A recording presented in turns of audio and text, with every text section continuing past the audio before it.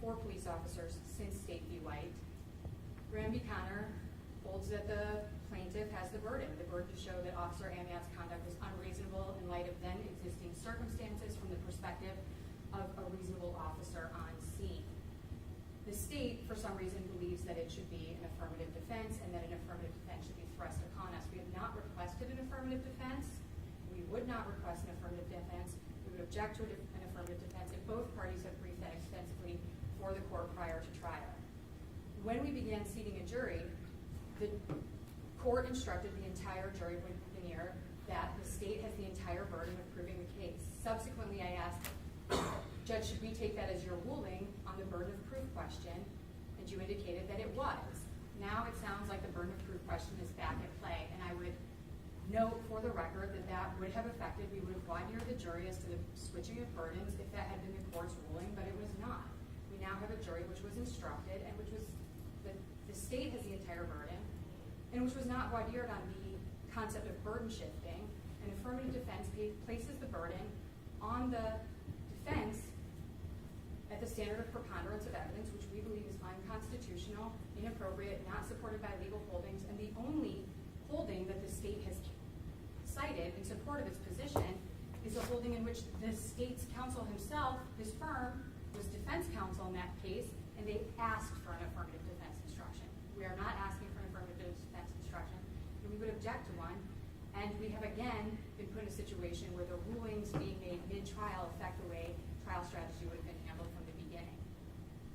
So here we are on our fourth day of trial. We're still not on notice as to what case number we're on. The language of the complaints aren't clear, and we're still not sure who has the burden. And so all of those are flaws which negatively affect the defense, impact the way trial strategy would have been handled, and I think create errors in the case. I would ask this court to issue a ruling that the entire burden is on the state, and that as soon as possible we get clarification on what charges this court perceives to have gone forward for the last 4 days. Thank you. Counsel. Your Honor, I agree 100% that the state has the burden of proof. The state has the burden of proof to prove all the elements of the offenses charged beyond a reasonable doubt. That's law, legal, trial law 101. We all know that. I know that that's what the judge was instructing the jury on. If an affirmative defense is raised, and as the court instructs the jury, ladies and gentlemen, the state has the burden of proof because they brought the charges. They have to prove everything that they accused them of beyond a reasonable doubt pursuant to the elements of the statute. The defendant does not have to testify. He does not have to present a defense. But guess what happens as soon as you present a defense? If it's an affirmative defense, you have the burden of proof. 290105, which I stated in my brief, and I'm going to rest. I'm not going to recite my whole brief here. I'm going to ask the court to look at it. I know the court will. It makes it very clear what an affirmative defense is, who has the burden of proof for an affirmative defense, and the only exception that's been carved out of that as of 2021, I think, is the legislature said, from now on, if your defense is self-defense, the state has to prove that it wasn't self-defense. It's not a self-defense case. This is a police officer justification case under Graham versus Connor. To correct one point of the defense counsel, that State versus Bolton case, which was a non-deadly force case, which I gave this court the jury instructions on, is an Erie County Common Police court case. Again, non-deadly force case. There's a difference between a deadly force case and a non-deadly force case. State versus White, your House Supreme Court, makes it super clear what the difference is. That's why I cited it so extensively in my brief, as opposed to cherry-picking different parts out of it. But my point is, she indicated I'm counsel on this case. I'm not. I pulled this out of the Common Police Court in Erie County. Again, it's a non-deadly force police case. Justification is the defense. The burden of proof is on the proponent when they say, my defense is justification. So there's no confusion here for the jury. That's the way they should be instructed. The final point, Your Honor, is as far as these complaints go, counsel submitted a brief motion to dismiss 19 CRB 890, and in that motion to dismiss, she cites a case for the proposition of what's necessary in order to comprise a sufficient complaint. In the case of Cincinnati versus Gardner, here's what Cincinnati versus Gardner said. And again, this is super fundamental 101 stuff, and it says the following. It says, a complaint is generally deemed sufficient if it charges an offense in the words of a statute or ordinance upon which it is based. Of course, that's why in the legal world, every time we see a complaint, we see that it tracks the statute, just like in this case. So when the complaint in this case for the assault says, on such and such a date, defendant did knowingly cause or attempt to cause physical harm to this person, Mr. Hubbard, by engaging in blah, blah, blah. It's in the complaint. And that's enough, because all you need is a statute number. It's got to be made under oath, and it has to have those elements in it. That's all the law requires. All of that stuff is in all three of those complaints in 890. All of those elements are in all of the three complaints in 921. The only difference is, as counsel pointed out, that 921 complaints adds some more facts. But at this point, Your Honor, I know I asked the court to consolidate the cases. I think the court said the cases are consolidated. For purposes of jury instructions, I would like the court to include the exact language of the complaints on the three complaints in the case number 890. That's what I'm asking for. The only other thing I would ask for, Your Honor, is a ruling on the motion that I made a couple of days ago to amend those three complaints pursuant to Criminal Rule 7D, which basically says a court can amend a complaint at any time before, during, or after trial for any manner in form or in substance, regardless of its form or substance, so long as you do not change the name of the crime and the section number of the crime. I'm not asking you to do that. As I explained last time, the only thing I'm asking for is on the face sheet of those three complaints that the court has in its possession in 890, at the top it says summons. My motion is that the court amend it to say complaint, because indeed it is a complaint. As we all know, a summons is something that says, hey, come here. It's a summons to bring somebody someplace. And we all know that when a complaint is issued, the next step is a summons. And as I pointed out, in case 890, we have the three complaints. They were signed, sworn to by the deputy clerk, Kiera McLean, on 8/6/2019. They were signed by Richard Hubbard. And then on that very same day, as the docket reflects and as the paperwork in the file reflects, certified mail was sent to the defendant to summon him to appear here. And he appeared here through counsel. He entered a plea of not guilty. Those aren't issues. So again, I'm only asking that the word summons be changed to reflect what it truly is. It's a complaint. Anybody reading it would say, oh yeah, this is a complaint. It alleges assault. It alleges violation of civil rights. It's signed by the complaining witness. It's witnessed by a deputy clerk, and it's certified. Thank you. Counsel?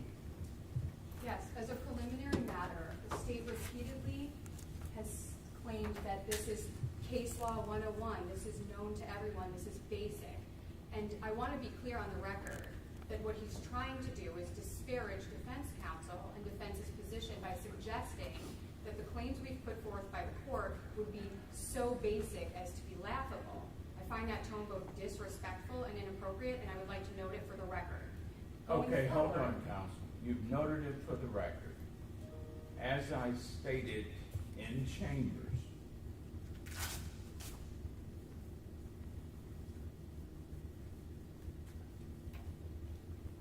I try to be cordial and get along.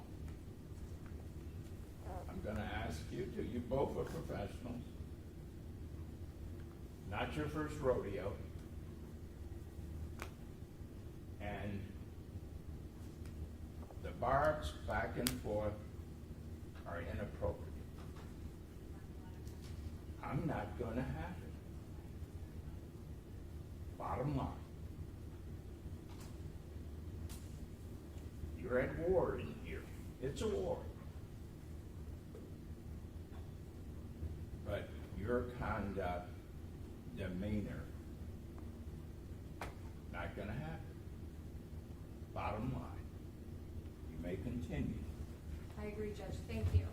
Continuing, the case that the state just cited, I believe is Gardner versus Cincinnati, is a 1991 municipal court case, which isn't controlling on this matter at all. Criminal Rule 3 specifically states that a complaint must set out the facts which constitute the violation of the charge.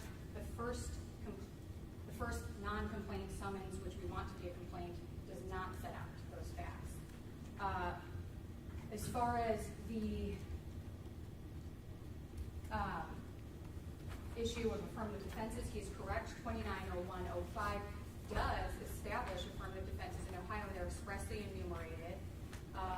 They include a wide range of affirmative defenses, none of which is police defense. Police defenses are not an enumerated affirmative defense in Ohio, and the only exclusion to justification defense from the enumerated defenses does not apply because in any police case, as this court instructed when Mr. Amiott took the stand, the defense is not required to testify. If it were an affirmative defense case, he would have the burden to testify, and in fact, he does not. Not in this case or any police case. So while 290105 is the controlling law for affirmative defenses, an affirmative defense is not being asked for here, and the affirmative defense statute does not apply to police officers. Graham versus Connor creates a predicate consideration, and that language is exactly in the United States Supreme Court holdings, and it's in the Ohio Supreme Court holdings, and it's in the Sixth Circuit State v. White case, which was affirmed by the Ohio Supreme Court. Predicate meaning the first consideration is whether the officer's conduct was unreasonable, given the circumstances and perspective set forth earlier. Then it goes to the consideration of the elements of the crime charged. That language is very clear. And so the difference is, we believe the Graham versus Connor instruction goes before the elements of the charge. The state is trying to say, well, if we show that there was an assault, then they have the burden of showing it was reasonable. There's frankly no case law to support that, but for, and I apologize if I said he represented the defendant who asked for that instruction. His firm represented the defendant who asked for that instruction, so I will make that clarification. Thank you. All right. In reviewing case 9890 and looking at the document that says summons, the court, in reviewing that, notes that it contains each one of these three charges contain all of the information necessary to make it a complaint. The fact that it's denoted summons, I don't think at this time, based upon, even if you look at all of the actions of everyone, in spite of what my previous rulings may have been, it is a complaint, although it says summons. And the plaintiffs or the state's request to denote it as a complaint, the court will do that at this time, so ordered. With respect to the court's instructions or discussions with the jury at the beginning of the case and during the course of the case and prior to the defendant testifying, even, not being required to testify, not having to prove anything, that's a true statement, and it's a statement that I make whenever I'm instructing a jury and letting them know their purpose in being here and the roles of each party in the case. The plaintiff in the civil suit, the state or the city in a criminal case.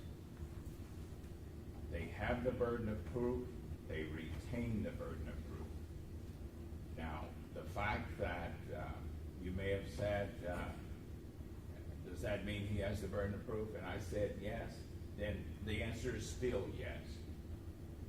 However, with respect to any matters that the court determines the defendant must go forward on, even with the burden of proof on the state, then they will have to go forward with it if they want to prove it or not, if they're required to go forward.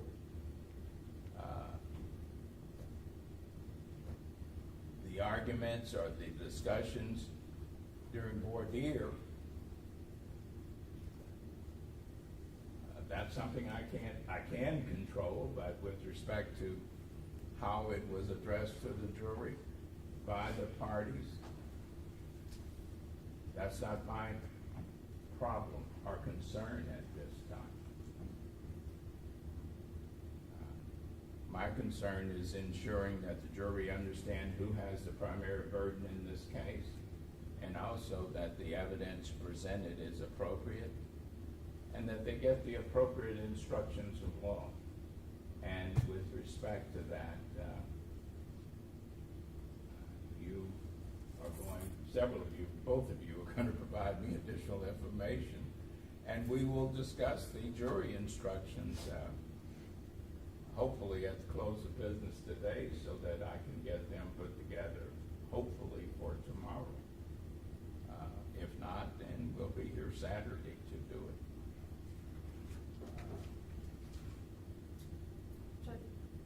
Yes, ma'am? I just wanted to let you know, I emailed the instructions from 2021 State v. Baker to Mitch, and I assume that's the way to forward them to you. That's fine. Okay.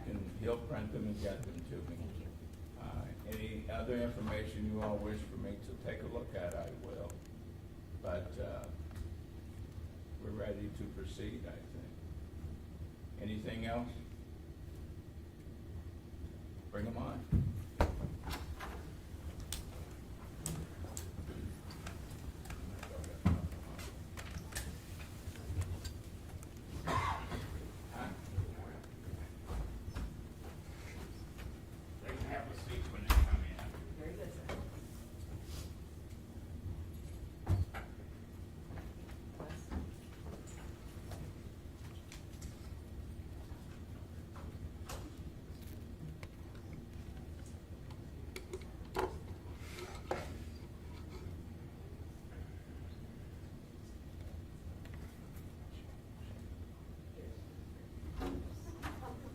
All rise.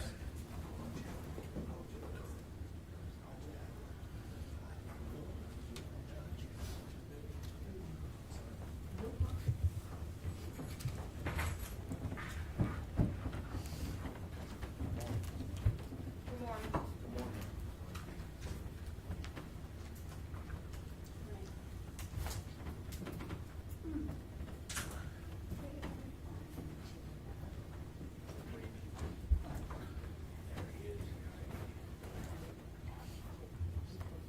You may be seated. Go ahead. What is now in session?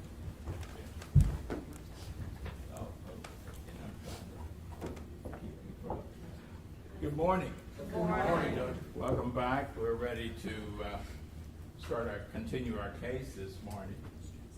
Defense is presenting their evidence. Excuse me one moment, Judge, we're just trying to.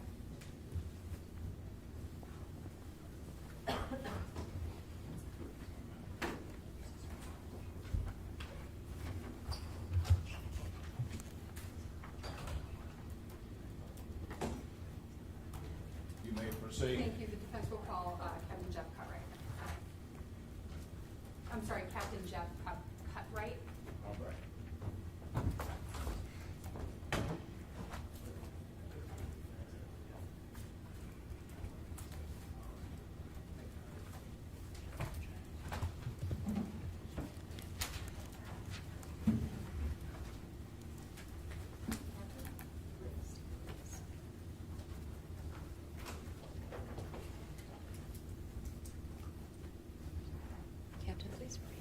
raise your right hand.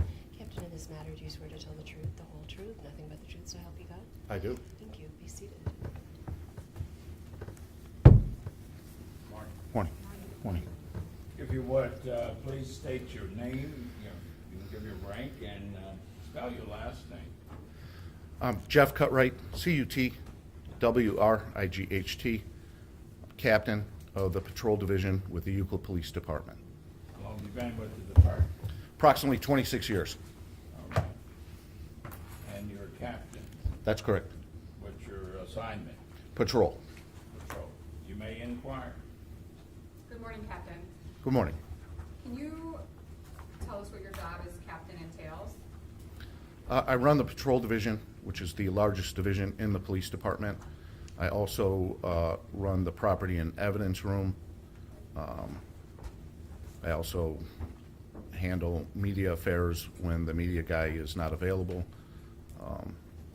and just about every other job in the police department. I handle calls, I make arrests, I walk a foot beat, try to every day. And, can you tell us about do you have, in the line of your work, do you have the opportunity to participate in the review of use of force claims? Yes, I also run the use of force committee for the city. Either every month or bi-monthly, I review every use of force report, every police report that involves any use of force, and any use of force video that is taken of the incident. I then schedule a use of force meeting. Attending that meeting is prosecutors, council people, sometimes the mayor, the chief of police, usually a self-defense instructor, and any other personnel that would have specific interest in use of force incidents involving Euclid Police. Okay, and, so it's fair to say there's a significant amount of community oversight in that process? That's correct. It's not just you alone in a room making No, decisions? no, the reports, all the reports are reviewed by everybody on the committee.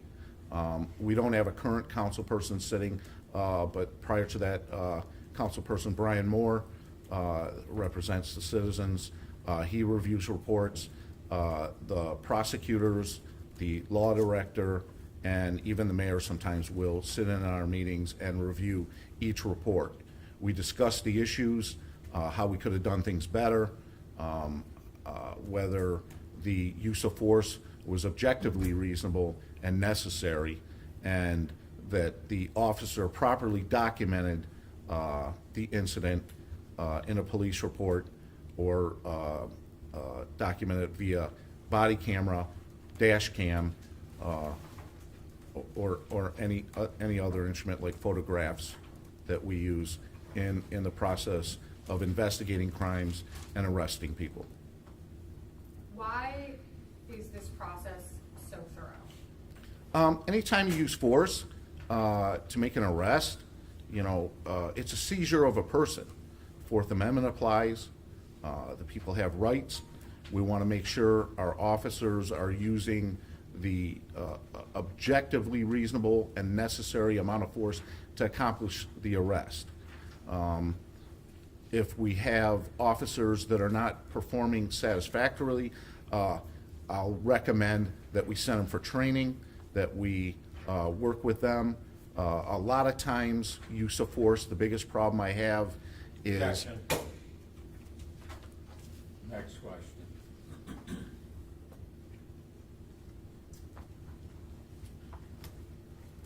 What are some of the challenges in use of force reviews? Objection. Has nothing to do with this case. It's his duties, he's describing his duties and responsibilities. Overruled.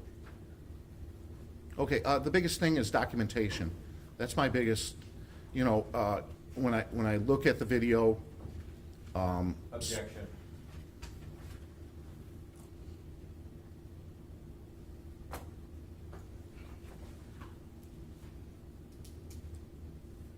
Captain, go ahead and describe your basic duties and responsibilities.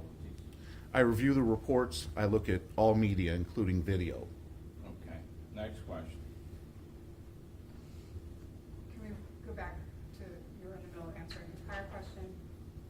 You overruled that question, Judge. I overruled the first one, then he objected again, I didn't and ask then him. I asked him to tell me what his duties were. The question is what are the challenges of use of force review? Did you overrule? Go ahead and answer it. What are the challenges? Challenges, getting officers to properly document force, why they use that force. Objection.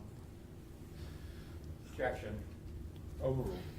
Go ahead and, is that the conclusion of your answer? Well, I look at the reports, and if they're not properly documented, I have to dig more and find out more. Okay, next question. And how long have you been in the role of reviewing use of force reports? Since I've been captain, approximately 3 years. Did you review the use of force report in the case of Officer Amiott? Not with the use of force committee, but Sustained. That concludes his answer. He did not. Next question. Did you review the use of force in this case at all? I believe I signed the response to resistance form as a lieutenant. Okay, and what is the response to resistance form? Response to resistance form, whenever anybody resists the police or fights with the police or struggles with the police, we document what they did, what our officers' reactions were, whether they sprayed OC spray or used a baton or verbal commands or firearm display, or taser display or taser use. There are, it's a specific form that goes over each level of force used during an incident that required police to use some level of force. And did you review this case for the purpose of completing that form? That's correct.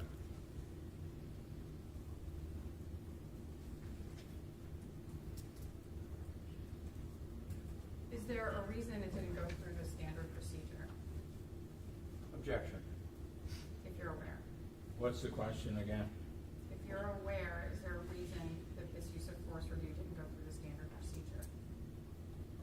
I believe I signed the form. I believe it went through. Oh, sorry. Okay.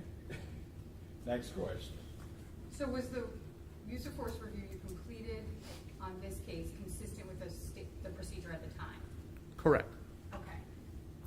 And do you recall the day of August 12th, 2017? Not in specifics. I was off duty and I was at home. Okay. And are you aware of why Officer Amiott had switched shifts that day? Objection. If he knows. I did not, no. Okay. And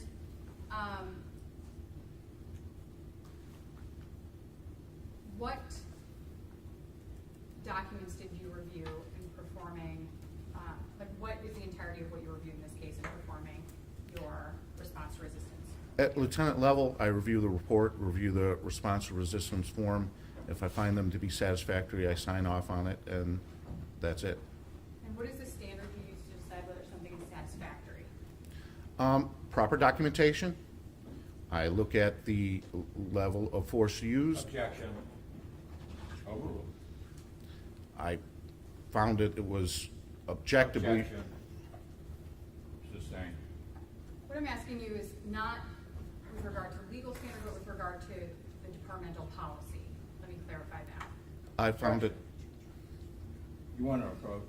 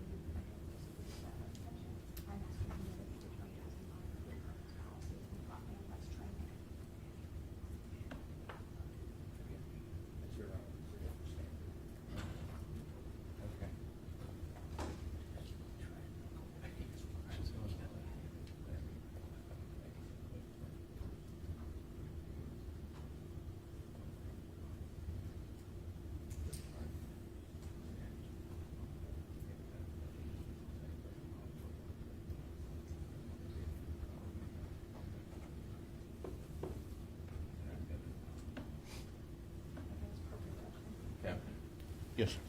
Yes, sir. Give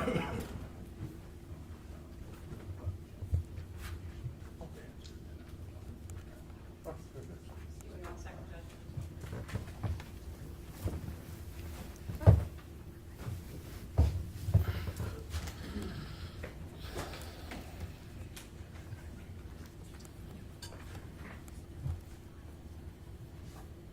Excuse me 1 moment, Judge, I just want to.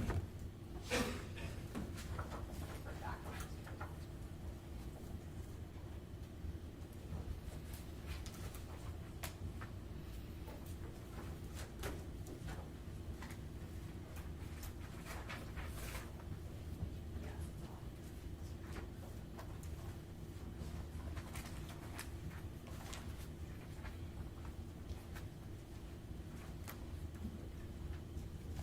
Oops, my computer for the map, 1 second. Captain.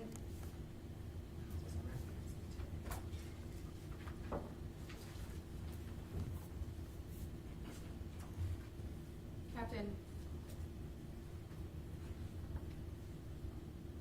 When reviewing this case, is it my understanding you're measuring it against Euclid's policy, use of force policy?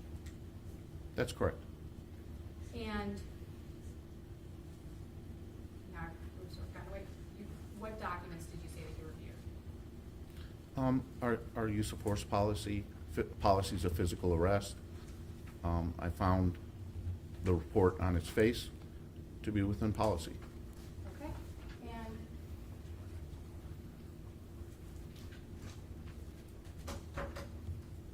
let me see the stickers.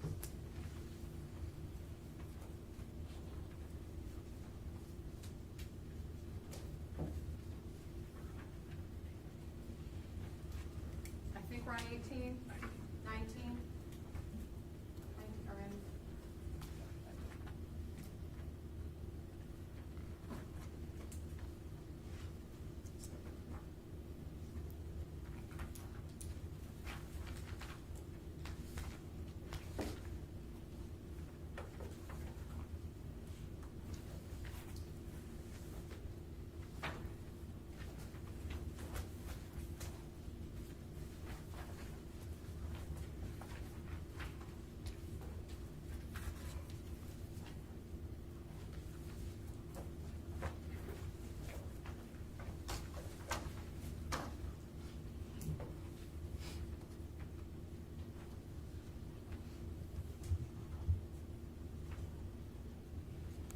I'm going to show you what's been marked as Defense Exhibit 19. You could take a look at that.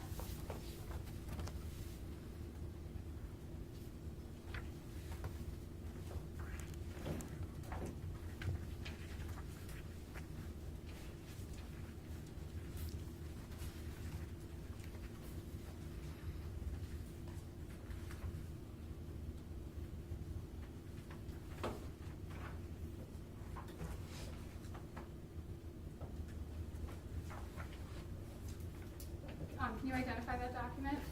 Yeah, it's a police report from August 12th, 2017, involving Officers Gilmer and Officer Amiott, Officer Pavko, Officer Thomas, and Officer Parkin. Okay, and is that the report that you reviewed related to this case? That's correct. And is Officer Amiott's documentation in there?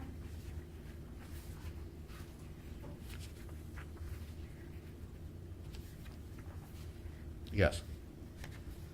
And is that his report that you reviewed for your response to resistance?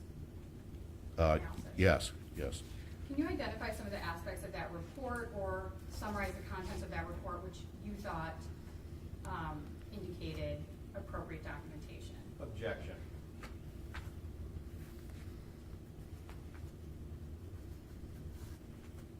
Overruled. It was pretty well documented, the actions of the motorist taken against the officer, the Objection. officers. Objection.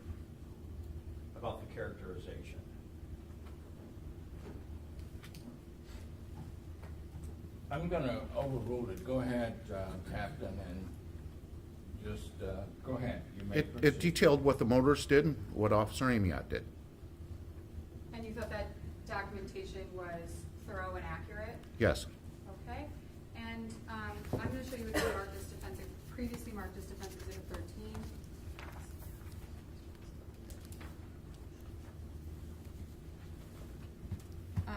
May I approach? I forgot to ask, Judge. Can you identify that document? Yes, it's our policy for use of force and firearms. And is that the policy that was in place in 2017? Yes, And is that the policy you used to consider whether or not to sign off on the response to resistance? that's correct. I'm going to show you now what's been marked, what I'm about to mark is Defense Exhibit 20.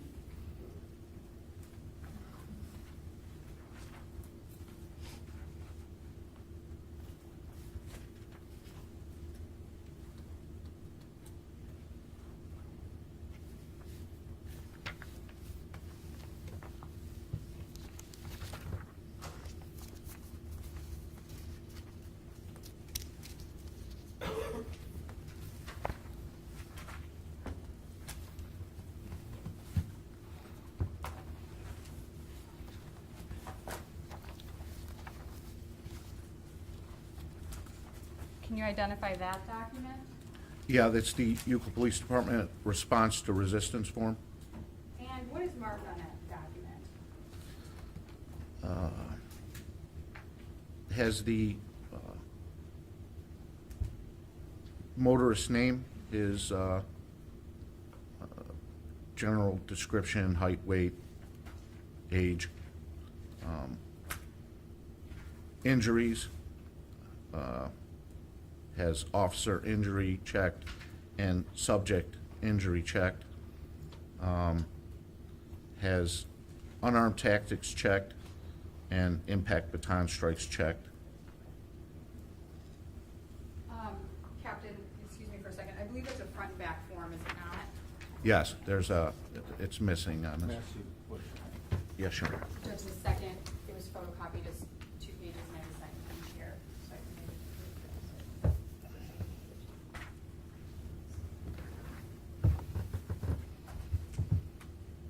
I have one.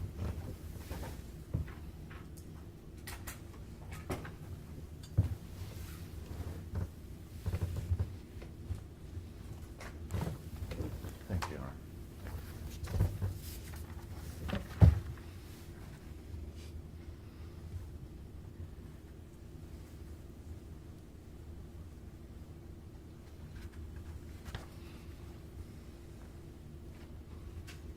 Is that the complete document? Yes, it's, the back page was missing there. And did you sign that document? That's correct. And does your signature represent your belief and assessment that Officer Amiott's use of force was Objection. in line? Or can you finish the question? I'm gonna sustain that objection. No, I'm gonna overrule that objection. He signed it, he reviewed it. Go ahead and finish your question. Does your signature on that document represent your assessment and belief that Officer Amiott's use of force is within the confines of the Euclid Police Departmental use of force policy? Objection. Overrule. Yes.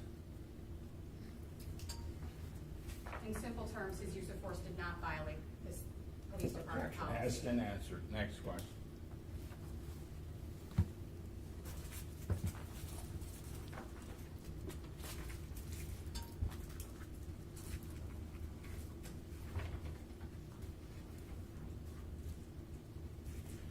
In the course of your review, did you determine that Richard Hubbard was actively resisting? Objection. Overrule, sustained. Sustained. May we approach? You may.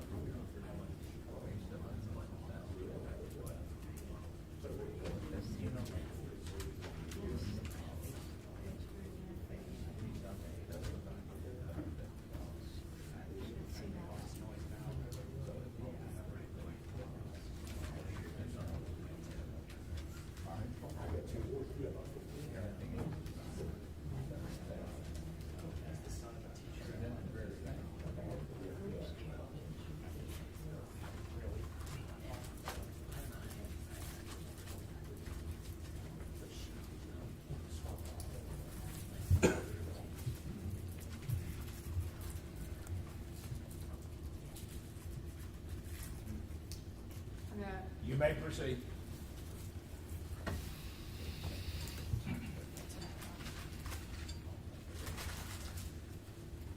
I'm going to approach with what has been marked as Defense Exhibit 21. Can you identify that document?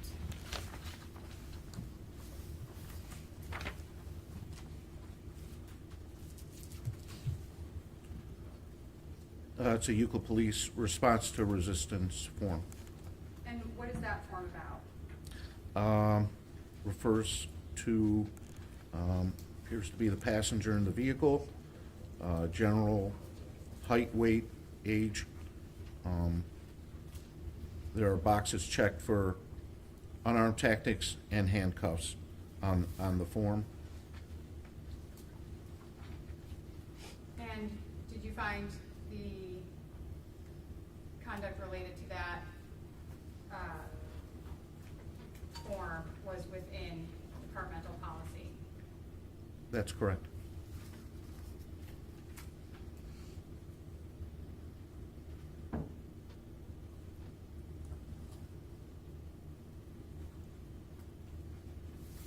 One moment, Judge, I think we're, Certainly. one moment, Judge, if I may. Certainly. Oh, I thought you said.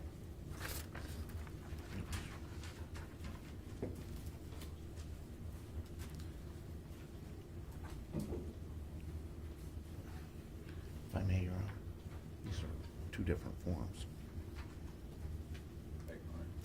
These are two different forms, Your Honor, two different badge numbers. I think they mixed it up. Okay. Sorry. No, that's okay. If you want to review, the badge numbers are different on one form than the other. See issue, Judge? The forms are, reviewing it again, the forms are two different forms. One is signed by badge 83, I believe. The other one is signed by badge 18. I think you just mixed them up. The first one is for Amiott, the second The one. second page is incorrect on this. Here, is it the second page then? I don't know. Sorry. Can you verify that that's the correct second page? Yeah, that's correct. And does that change your testimony in any manner? Now that it's, I have both of them, the correct pages, yes. It is correct. Okay, but it doesn't change the substance of your testimony that the conduct was within policy? Yes, and it was approved by me. Thank you. One last question. In the course and scope of your role as captain, are you aware or not of whether summons have to be approved by supervisors? Objection. Summons. And we'll find out what the answer is. I don't, go ahead. Yeah, summons is a criminal ticket, and also can refer to a traffic ticket. When traffic tickets or criminal tickets are issued, I want a supervisor to look at the ticket, make sure it corresponds with the police report, that the correct statutes are on there, and basically approve the ticket before it's forwarded to the court. So if citations were issued in this case, they would have been approved by a supervisor? That's correct. Objection. Overruled. Nothing else? I apologize about that document.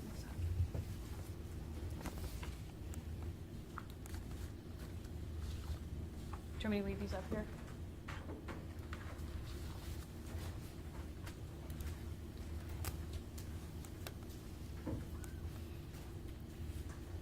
Nothing further.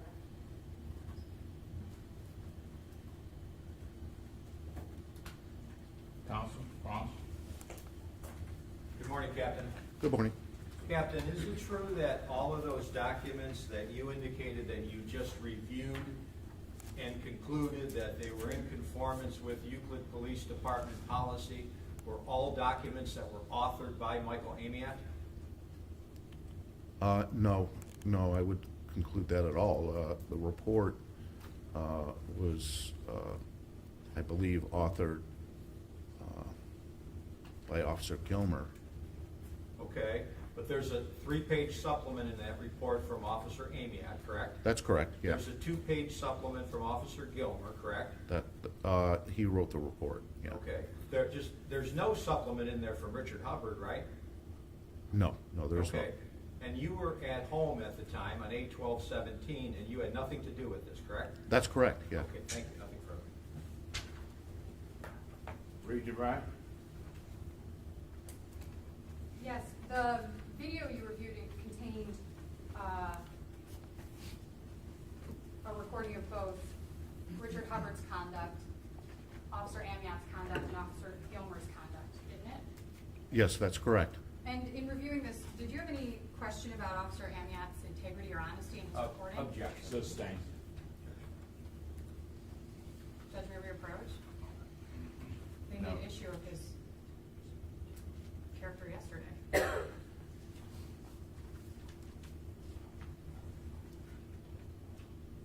Correct. They opened the door.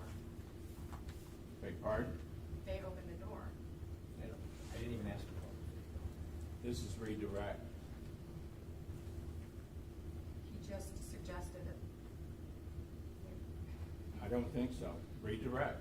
Beyond the scope. Were you just asked about whether you could rely on only Amiott's report? No. Did the state just ask you about whether you only relied on Amiott's report? Um, That was reliable? No, they indicated that, was everything authored by Amiott? And I said, no, there was, other officers there that we reviewed their account of events.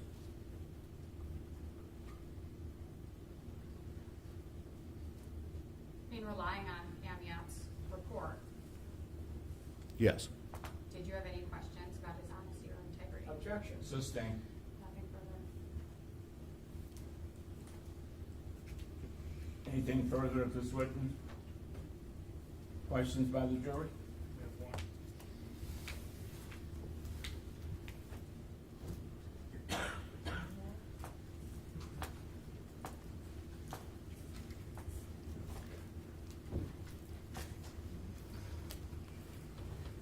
Thank you.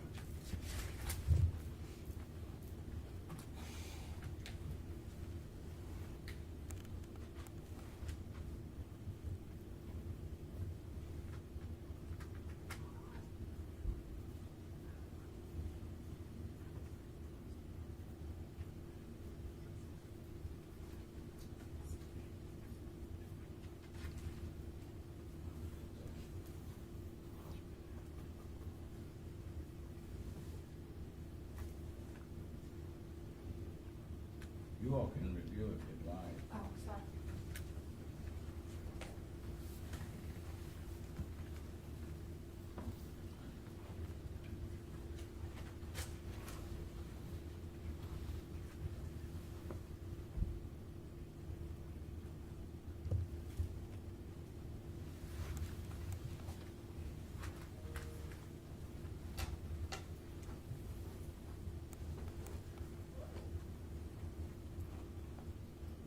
Captain, does the police policy exclude or protect an officer from the laws of normal citizens? No, of course not. No one's above the law.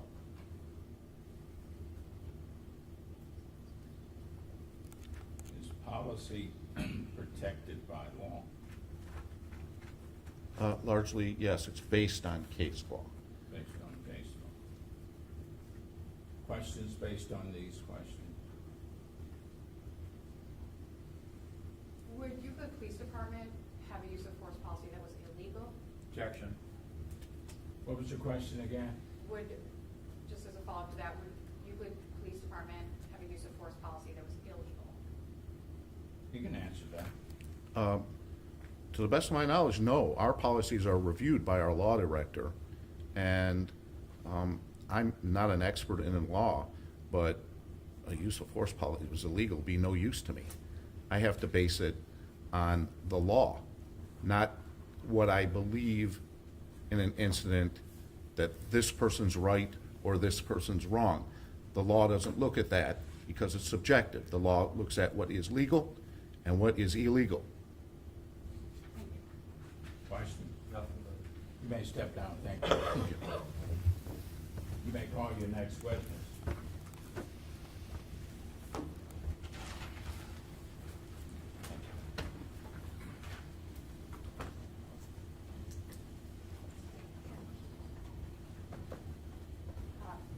We call Officer Dan Frito.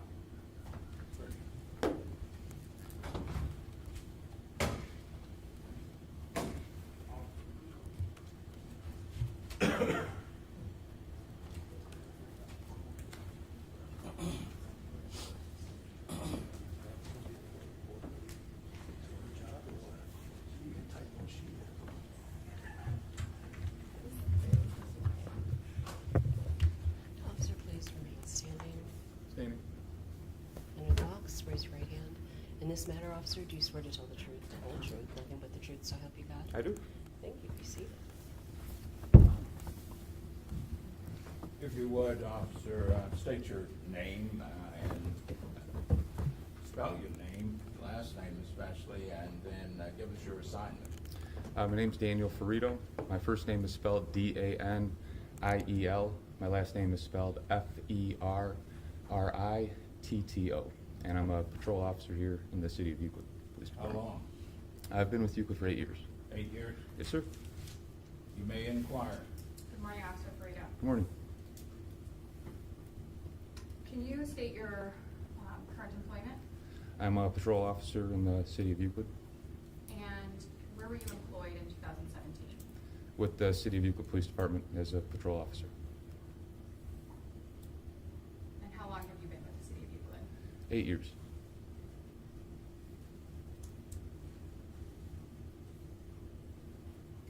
Are you familiar with the reason we're here, the events of August 12, 2017?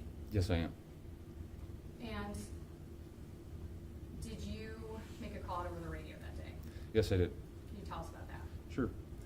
At that time, I was still am a field training officer with our department. I was training one of our new hires. Myself, Officer Amiott, Officer Gilmer, I believe, don't quote me on this, I believe we just made an arrest on the north end of the city by Lakeshore. Since I was training one of our new officers, we were taking the suspect to the jail. I was driving. The person I was training was in the passenger seat, and then we had the suspect in the back of the car. I remember it was a sunny day. The sun was out. I had my window down. I remember I was driving southbound on East 222nd Street, and a silver Hyundai had passed by us. What stood out to me was when I passed by the driver of the Hyundai, we had locked eyes. He was leaned back in the car. We'd locked eyes with each other as we were driving past each other. Once he saw me and we locked eyes, I noticed he had sat up. He kind of re-gripped the steering wheel with his left hand. His eyes were wide. He followed my eyes, like we were locked in. We followed each other. He turned his head, he turned his upper body and upper torso and followed me until the back pillars basically separated our eye contact.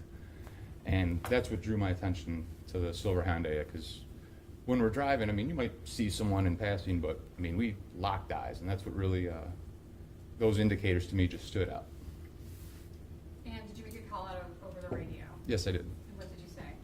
I believe I called out that I saw a silver Hyundai going northbound on 222nd Street.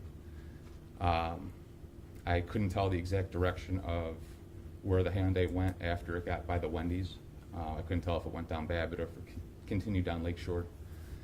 I called out that the vehicle looked fun. What did you mean by that? So I've been working with Officer Amiott and Officer Gilmer for years. We love our jobs. I love being a police officer. This was a dream job of mine. I love working with those guys. We did criminal interdiction together all the time, which is looking for guns, drugs, and you're always taught as a police officer, you got to look beyond the traffic stop.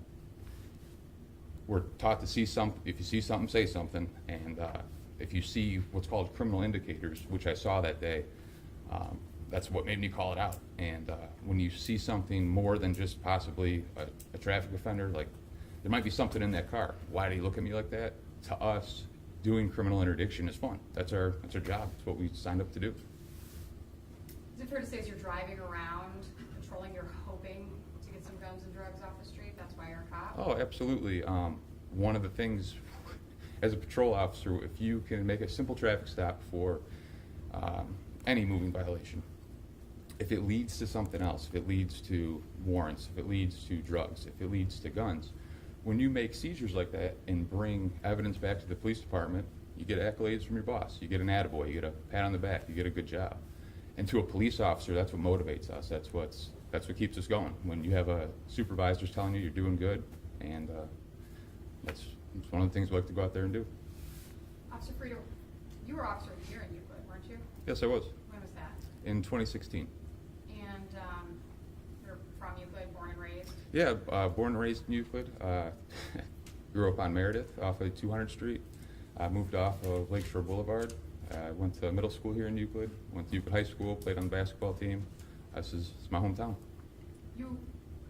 It's been 5 years. You must be aware that that comment has been interpreted as being wildly inappropriate, correct? Correct. I'm sorry. Go ahead. The connotation of that comment has been taken out of context, unfortunately.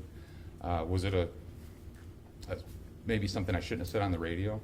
Sure, but our radio traffic back and forth, we're talking all shift long for days, weeks, months with each other.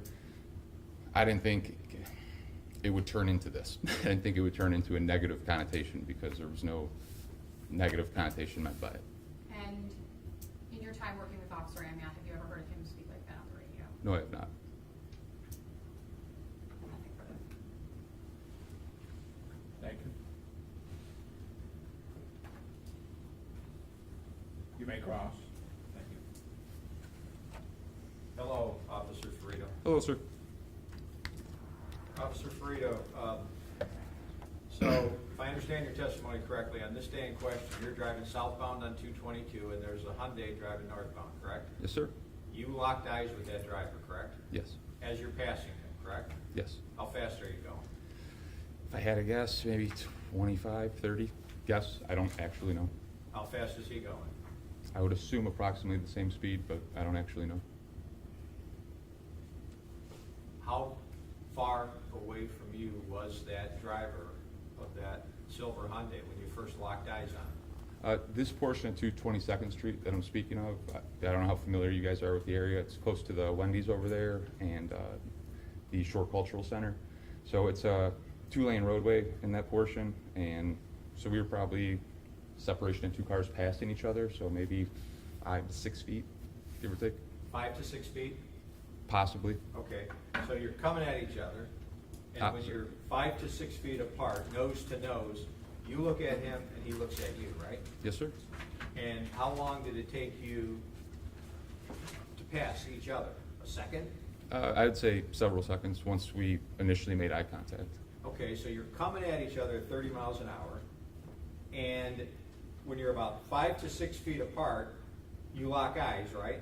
No, sir. The width of our cars when we directly passed each other would have been probably about that distance. When we initially locked eyes, our cars would have been more spread out. How far? A couple car lengths. Okay, a couple car lengths, and then for whatever time it takes, 2 cars traveling at about 30 miles an hour, an average of 60, right? Yes, sir. For however many seconds that is, you two are still locking eyes, right? Yes, sir. So you notice that he's looking at you because you're looking at him, right? Yes, sir. And you maintain eye contact with him, and you're saying he maintained a look at you, correct? Yes, sir. Okay. And what kind of criminal indicators did you see?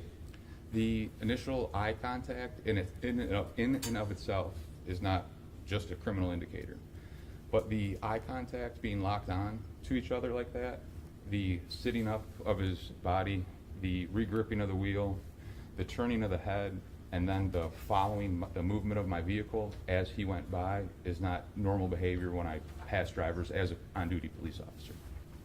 So you're saying that's not normal behavior. That's from your perspective, right? Yes, sir. Would it be fair to say that you don't know what normal behavior is from the perspective of a 25-year-old black man? Is that fair to say? Yes. Okay. So it's entirely possible, isn't it, that his perspective as a citizen was way different from your perspective as a police officer that's on the prowl for drugs and money and stuff like that, right? Yes. Okay. So with that context, would it surprise you at all that he, to you as a trained police officer, looked a little nervous? Would that surprise you? Yes. Okay, so you'd be surprised by that.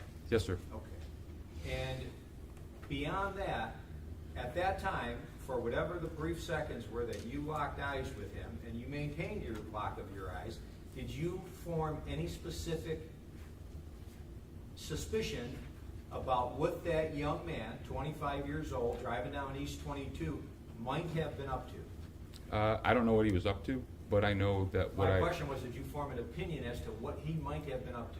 No. Okay. Yet you called out on the radio and said, "Hey guys, this looks fun," right? I don't believe I said, Okay, hey, you guys. didn't say, "Hey guys." No. You said, "There's a silver Hyundai traveling northbound on 222. It looks fun," right? Yes, sir. Okay. So did you hear then immediately after that, Gilmer said, 18 copy, I'm at 218th and Lakeshore, and he turned around, correct? I'd have to hear the radio traffic again. It's been several years. I don't Okay. know the exact. So whatever the radio traffic says, it says, right? If it's on the radio, yes, I'm not arguing that by any means. And then did you hear Amiott say, "Yeah, I see it," or something to that effect? I believe Officer Amiott notified me that he said something over the radio that he located this silver Hyundai. Yes. Okay.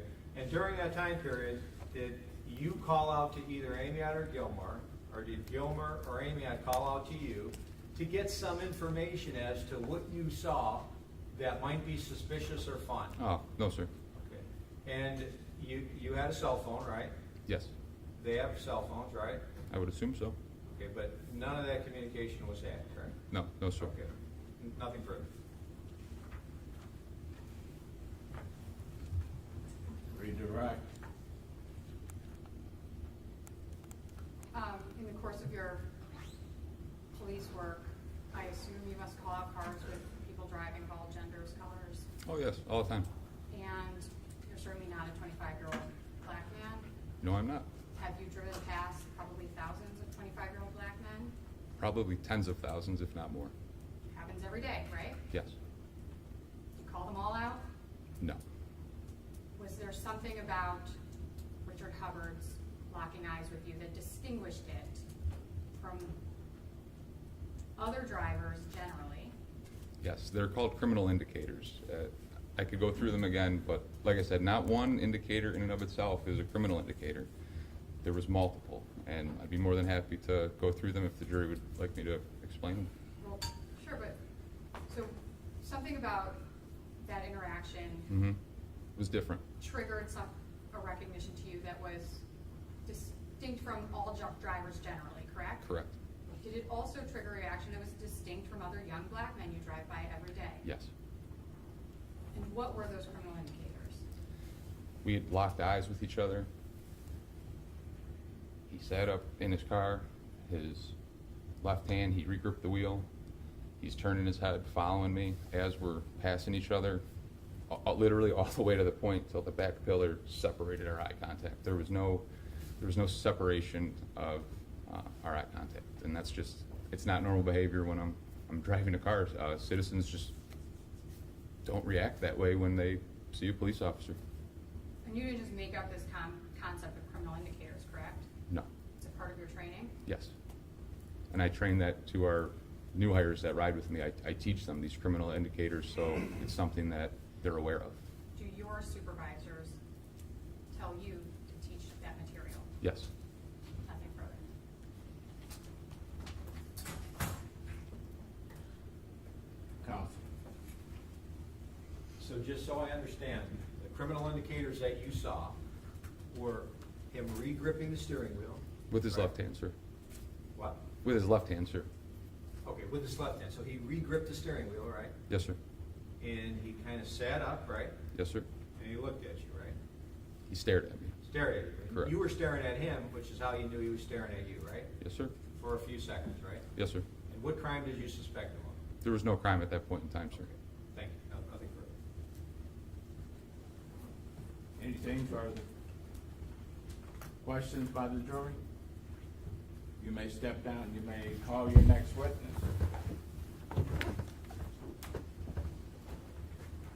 Judge, just our next witness is via Zoom.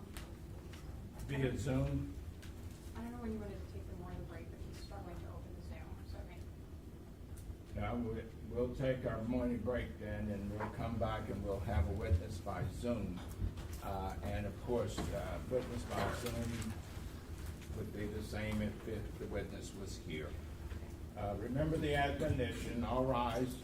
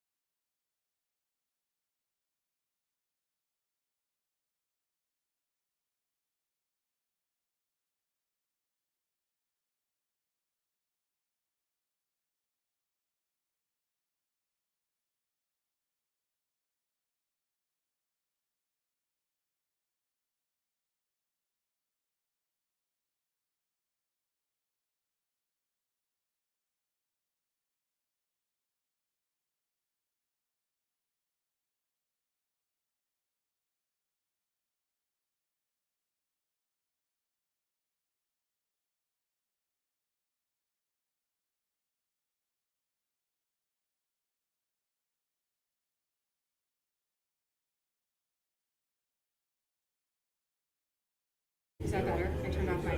Oh, it was more up here, I thought it was closer towards ours. Everything on mine. No, 222nd and Lake Boulevard. Now the plan on the car wash and the sit-up event. I'm waiting to take a left turn, keep running from under the underpass out of nowhere, like this, and it stares me down. And you can see there's a gun.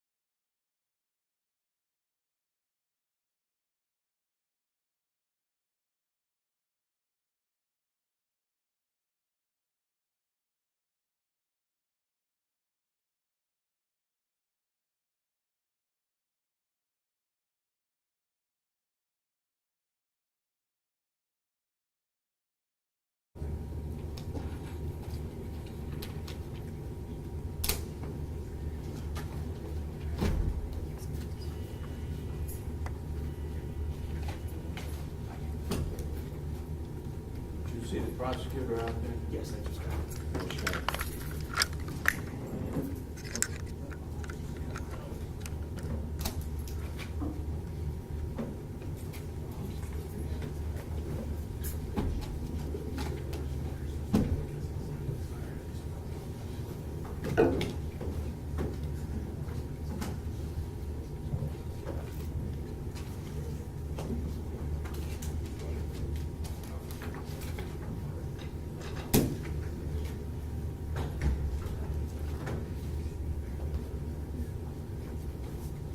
Are we ready with the video screen?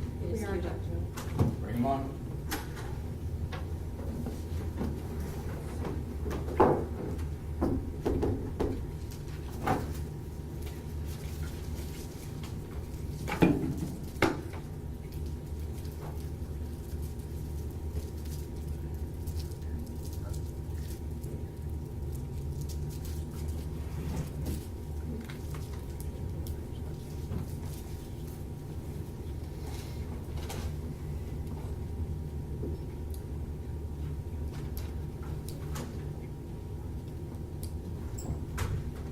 All rise.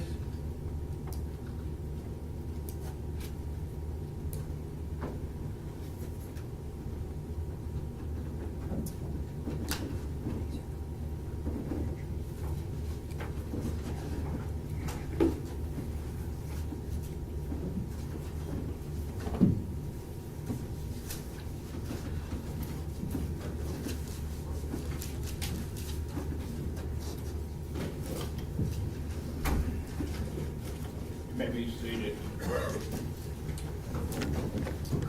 May call your next witness. Judge, the defense would call Jamie Rompf.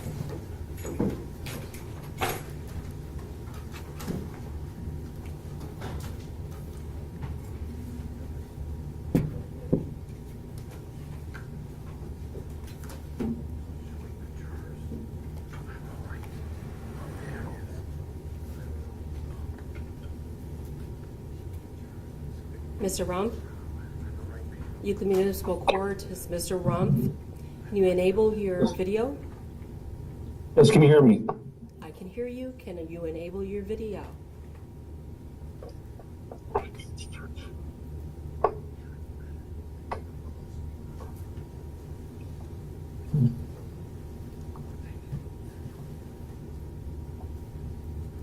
Mr. Rumpf? Yes, I'm trying to work on that right now, ma'am. Okay, thank you. Can you see me, ma'am? This is. Not yet. All right. He's here.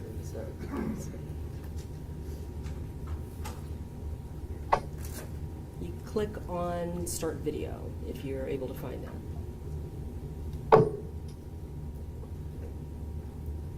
All right. I just clicked on start video, ma'am. Click on Start Video if you're able to find that.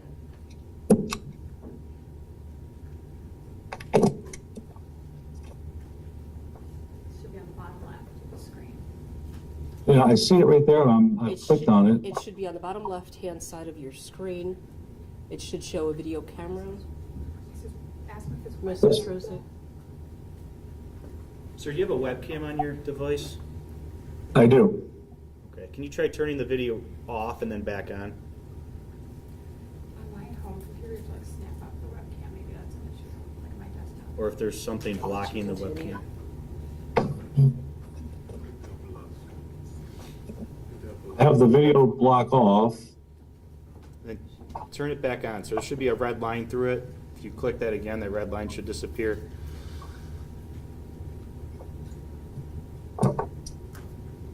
The red line has disappeared. We still cannot see you. There's nothing Is there a blocking switch your. or anything over his camera? I'm sorry.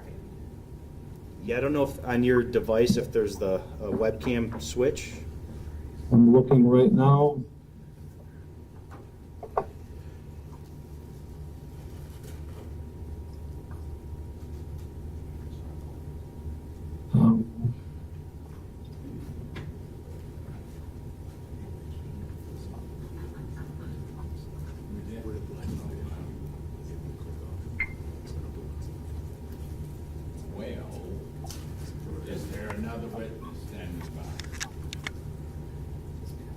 he's here. Yeah, we can do another witness. Why don't we He do can maybe log that? in on his cell phone also. Beg pardon? Possibly he can log on his cell phone, which would definitely have a operable camera. Whatever. I just to keep things I fair. understand. That's reasonable. So maybe we'll call Officer Pavkov. Well, Okay. Mr. Rom. Mr. Rumpf, I'm going to put you in the waiting room. If you want to sign in with those same credentials on your cell phone, and we'll try this again, okay? Okay. Thank you. You may call your next witness.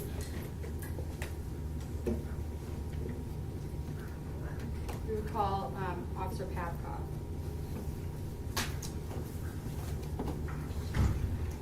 And we can shut that.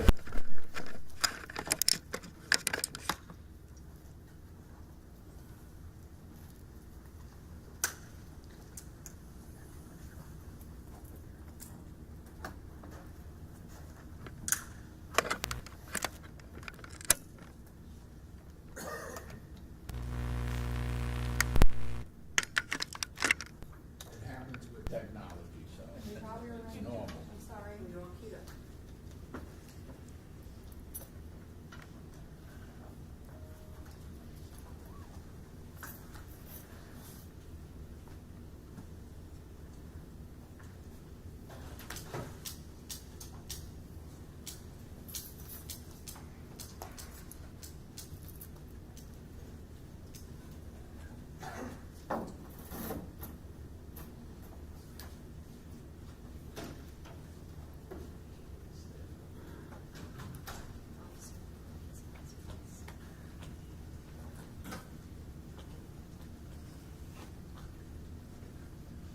Officer, witness box and remain standing, please.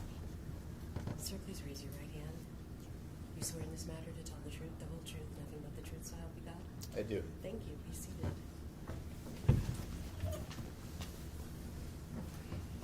If you would, please state your name, spell where appropriate, and give us your assignment. My name is Kirk Pavko. It's K-I-R-K, last name P-A-V-K-O-V. I'm currently a sergeant with the Euclid Police Department. And how long have you been with the Euclid Police Department? 10 years and 7 months. Counting days or what? Close to it. Close to it? All right. You may inquire. I'm sorry, what did you say your rank was? Sergeant, Sergeant Pavkov, good morning. thank you. Did I pronounce Good that morning. right? Did I pronounce Pavkov correctly? Pavko. Pavko.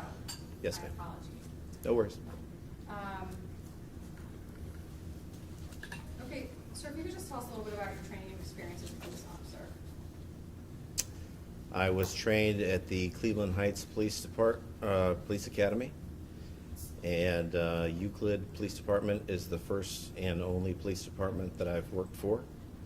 So all of the training that I've received has been at this department.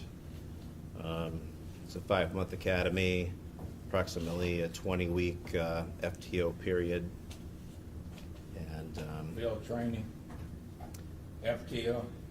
negative, sir. What's FTO? Field training. That's Well, what I said. Correct. Okay. Go ahead. No, I did pass my field training. Okay, and because the primary or the majority of your training came from Euclid Heights, is it your belief that you're Cleveland I'm sorry, Heights, Cleveland Heights Police Academy. Cleveland Heights Police Academy and Euclid Police Department? Correct. All of my police training did. And is it your belief that your training is consistent with the OPATA standards? Yes. And are you OPATA certified? Yes. Okay, and in the course and scope of your experience as an officer, have you had to use force? Yes. And did there come a time on August 12th, 2017, where you assisted as backup with Officer Amiott? Yes. Can you tell us about that? Yeah, I was stationary in my patrol vehicle when I overheard Officer Amiott on the radio state that he was making a traffic stop at 228 in Lakeshore. Shortly after, I heard Officer Gilmer state that he was with Officer Amiott, which indicated to me that he had available backup and that I didn't need to head that way. Why does each traffic stop require backup? It's for our safety, first and foremost. It's better to have 2 officers there than 1, sometimes 3 or 4. It just depends on the circumstances. But generally, by rule, we try to have at least 2 officers on each traffic stop. Are traffic stops dangerous? Absolutely. Are you trained to have a heightened awareness about the dangers of traffic stop? Yes. What are some of the things you're trained to be aware of? Well, one of the things is there is no such thing as a routine traffic stop. Every traffic stop brings any kind of danger. There's really no way to predict. There are signs and things that we can look for, things that we're trained that can come up as red flags. However, even the most, if there is a such thing as routine traffic stop, could go sideways very quickly.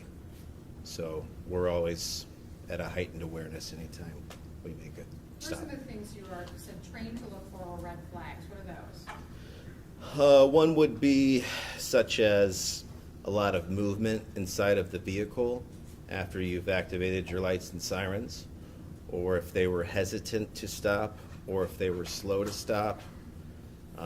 Driver behavior such as they were perhaps hiding something or moving things around in the car, that kind of thing.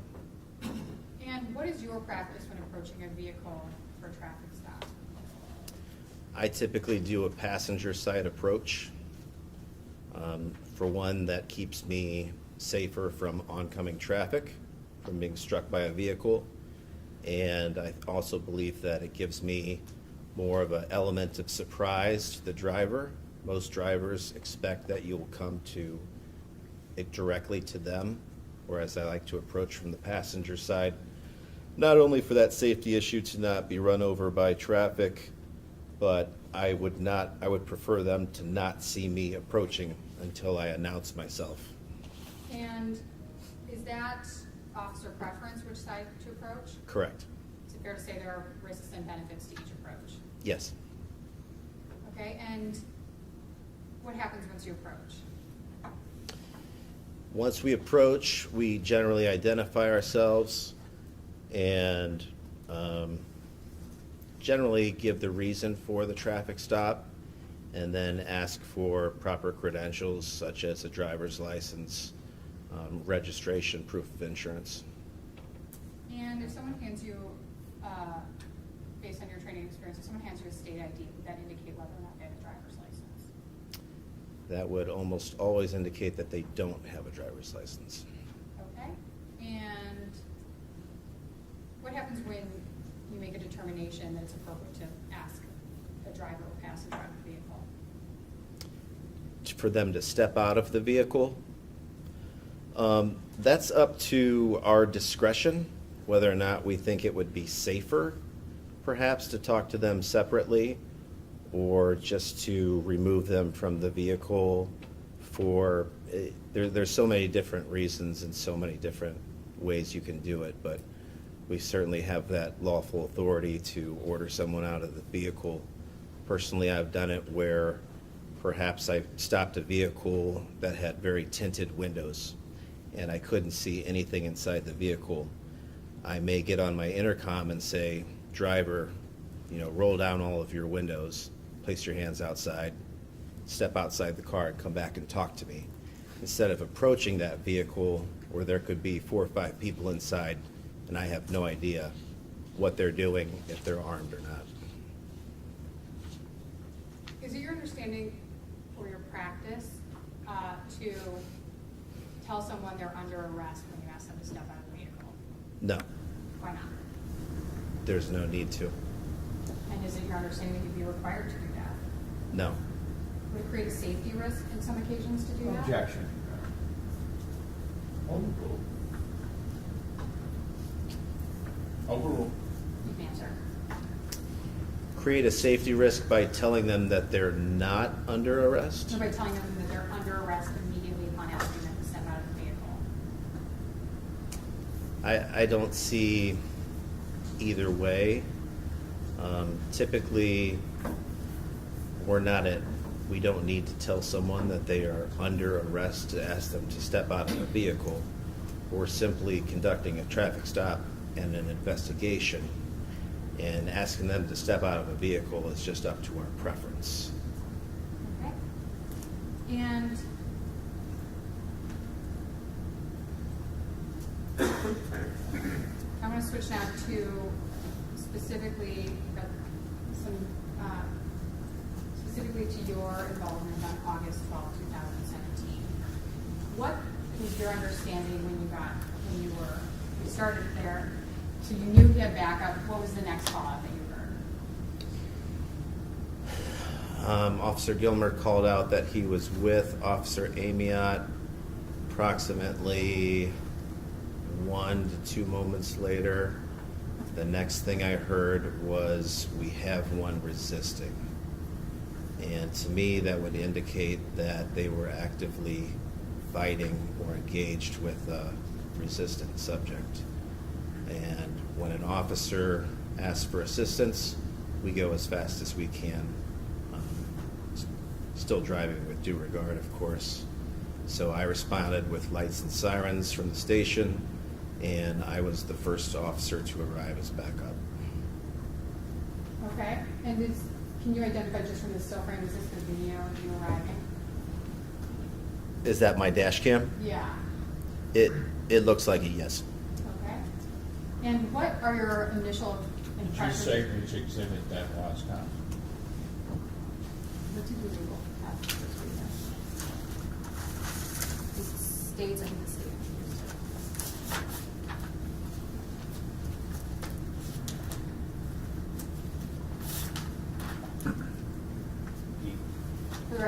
For the record, we just referenced State's Exhibit B. Can you tell me, before we look at the video, what were your then existing impressions as you're pulling out? As I pulled up, I noticed that there was obviously the officers and the suspect in the middle of the street. There was an active fight taking place. I also noticed that there were a lot of bystanders who had circled around, pulled out cell phones, were taking videos. That's before I exited the vehicle. Okay, and what did the observation of those circumstances cause you to modify your approach in any way? Absolutely, I went as fast as possible. I could see that they were struggling, that the suspect was certainly resisting, that they were having trouble subduing him, and I got out of my car as quickly as possible and I ran up to assist. Okay, I'm going to play the video from the perspective of your dash cam and then talk about that. Sure.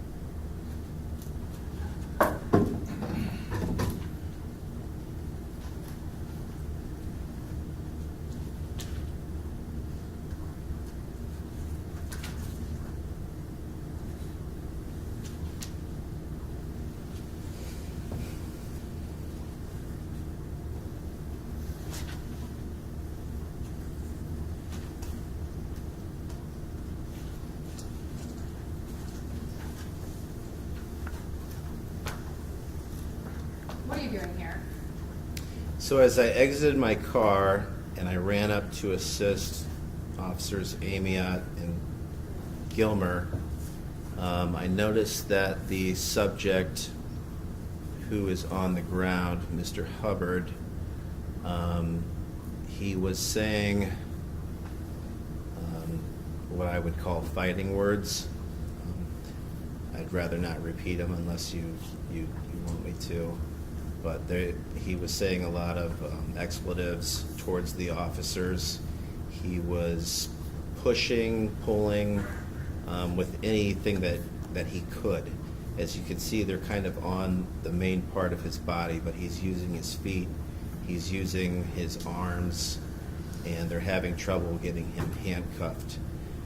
Also, the crowd that was around was also yelling a lot of derogatory things towards the police. So at that point, it was a bit of a chaotic situation. You're not sure if someone's going to run up on you, try to pull you off you, try to assault you, and help the person who's being arrested. So the first thing I wanted to do was help them handcuff Mr. Hubbard. So as I approached, I noticed his head was up, which gives him the ability to continue his verbal tirade. He could possibly spit at the officers. Also, with his head free, it's another part of his body that he can use to maneuver. There's a thing called a bridging technique where you can use the muscles in your neck by pressing your head against the ground to brace your body up off the ground. So what I did was, at first, I tried to take control of, I believe there was a handcuff already placed on his right arm. No, stop right there. And that would be, who would you identify? That's Officer Amiott. And is he handcuffing his right arm here? Correct. Is there anything unusual about the way, in your mind, based on your training experience, anything unusual about this position or the way that Officer Amiott is cuffing him? No. And what is it, who is this? Officer Gilmer. And what is he doing here? It's hard to see from this vantage point. I mean, it looks like he's trying to get control of the left arm. The other arm. Okay? If you can continue. So as I approach, I try to assist Officer Amiott with gaining control of the left arm.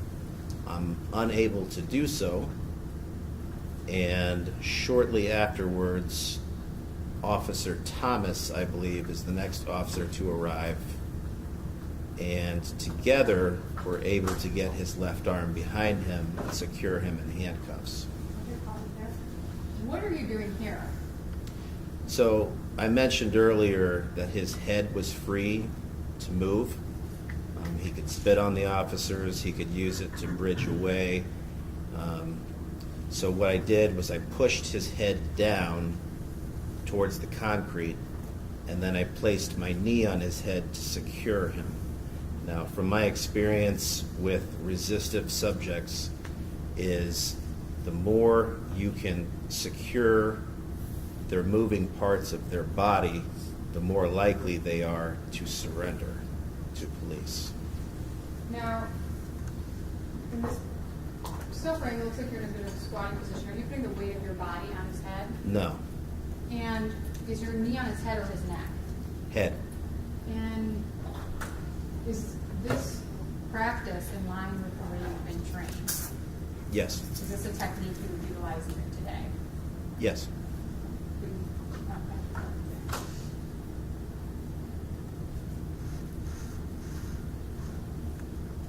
Pause it. Is this where you're assisting getting the left arm? Correct.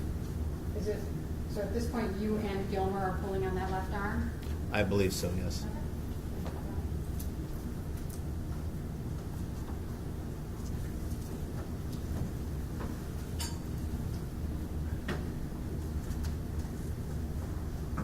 What's happening here?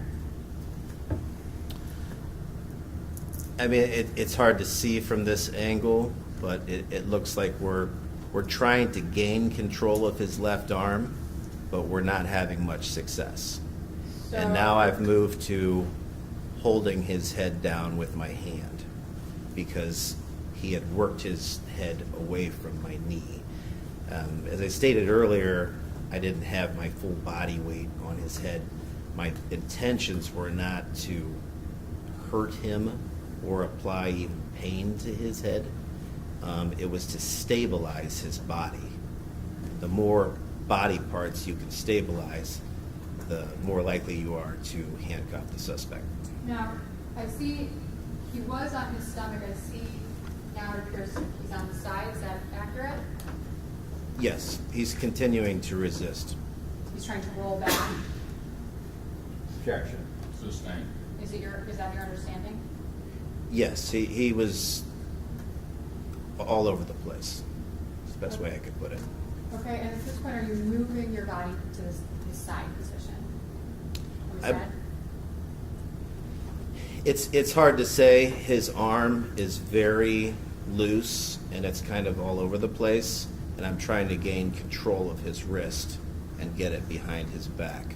But at this point, he's continuing his verbal tirade, which I would describe as fighting words, and he's continuing his physical resistance, which is everything in his power to escape our custody. Officer, you appear to be a fairly fit guy. Is that, you actually, I mean, you're a guy, you're fairly strong, correct? I would agree with that. What do you weigh? 210 pounds. If we heard testimony that Mr. Hubbard was about 160 pounds, would that sound right? I would believe that, yes. Can you explain to us why you had such a hard time getting one of his arms under control, Objection. given your size difference?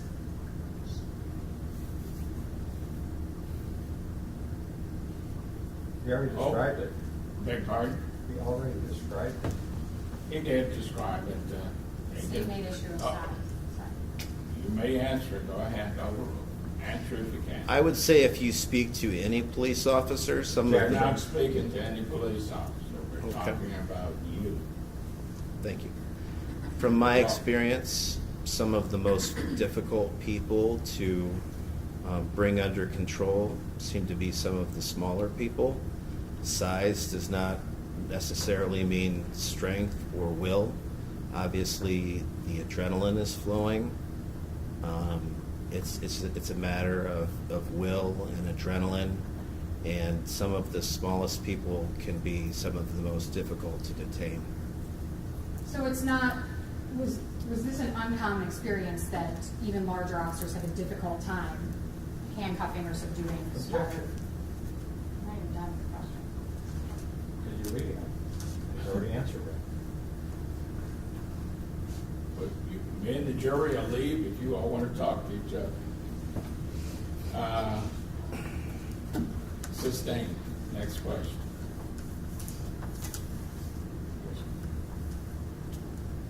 What was the basis, just so I don't forget again? Leading. Next question. You know that. Is this the first time that you've had this difficulty? No.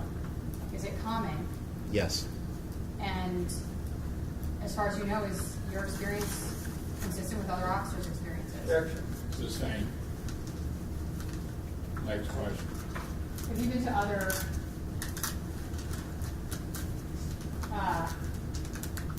resistance occasions in which larger officers needed backup to subdue a smaller subject? Objection. Sustained. What is the basis of that? Sustained. Next question. Specify a little bit.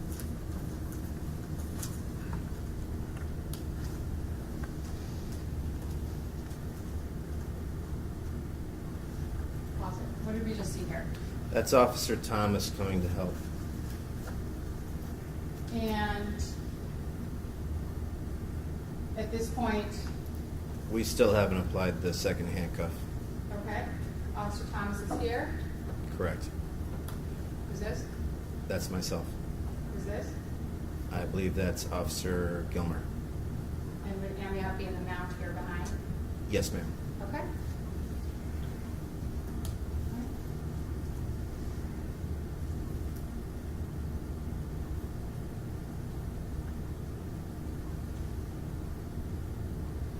Pause it. At this point, there's four of you here, correct? Correct. And is his second hand cuffed yet? I can't confirm, but I believe it's very close to being completed, the second handcuffing, yes.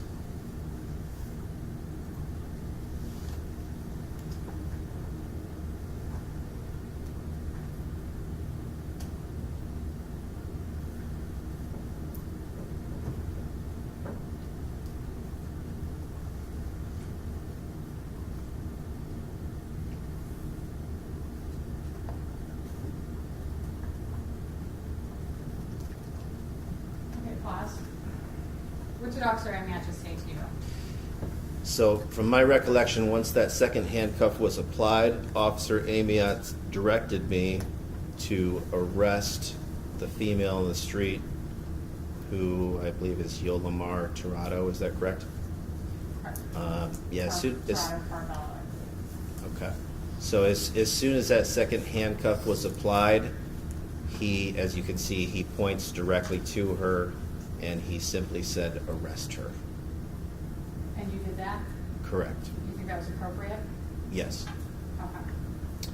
Okay. In a chaotic scene like that, where I only have the knowledge of what I have observed, I trust my fellow officers that they have, whether it be reasonable suspicion to detain someone or probable cause to make that arrest. It's not my place to second guess that officer, especially with the chaos that was going on. And from what I picked up initially, as you can see, she's in very close proximity to those officers. So in my mind, I was not sure if she had interfered with the arrest, such as trying to pull the officers off of the suspect, or if she had assaulted the officers, or if she had committed some other type of crime. But she was certainly much closer than we would prefer to have someone when we're trying to effect an arrest. So it seemed reasonable that the order that he, I wouldn't call it an order, but what he asked me to do. Okay. And when you're arresting her as part of that directive, instruction, tell us about that. I approached her. I told her that she was under arrest. She backed away. She began to back away. I believe she said, "Don't touch me." I could tell that she was very emotional and distraught. I took her by the left arm and began to use kind of a left arm bar technique. Again, trying to use the least amount of force as necessary. And I guided her to the ground.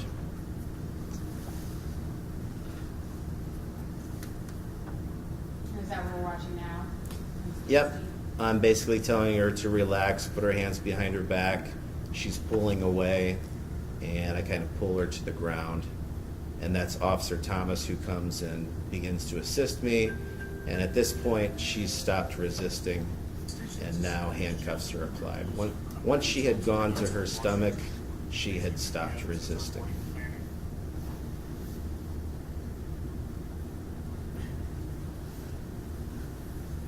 Okay, and has this use of force been subject to review? Yes.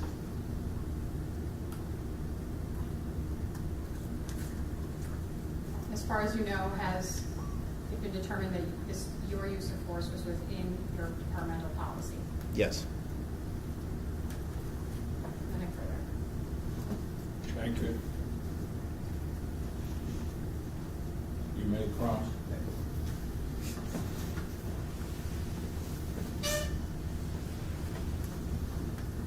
Good morning, Sergeant Pafko. Good morning. So, Sergeant Pafko, when you arrived on scene, you said that Mr. Hubbard was on his stomach, right? Yes. He was yelling profanities or expletives, correct? Correct. You went over to him and you placed your left hand on his head and pushed it down, correct? Correct. You then put your right knee on his neck, correct? think it was my left knee. Your left knee on his neck area, correct? Negative, on his head. His head. And is that depicted in the video? I believe so, yes. You put some pressure on it, right? Just enough to keep it stabilized, You yes. put some pressure on it, right? Yes. At any time, did you see Richard Hubbard punch, strike, or attempt to punch or strike any police officer on scene? No. At any time, did you see Richard Hubbard spit or attempt to spit at any police officer? No. Yeah. Okay, I'm sorry. At any time, did you see Officer Amiott punch Richard Hubbard one time in the head with his right fist? Yes. Nothing further. Redirect? Yes, that's right. That's okay.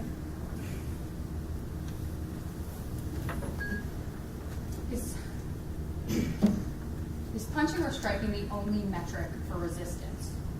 I guess with metric, I mean the only way you measure resistance. No. What are you looking for when you see resistance?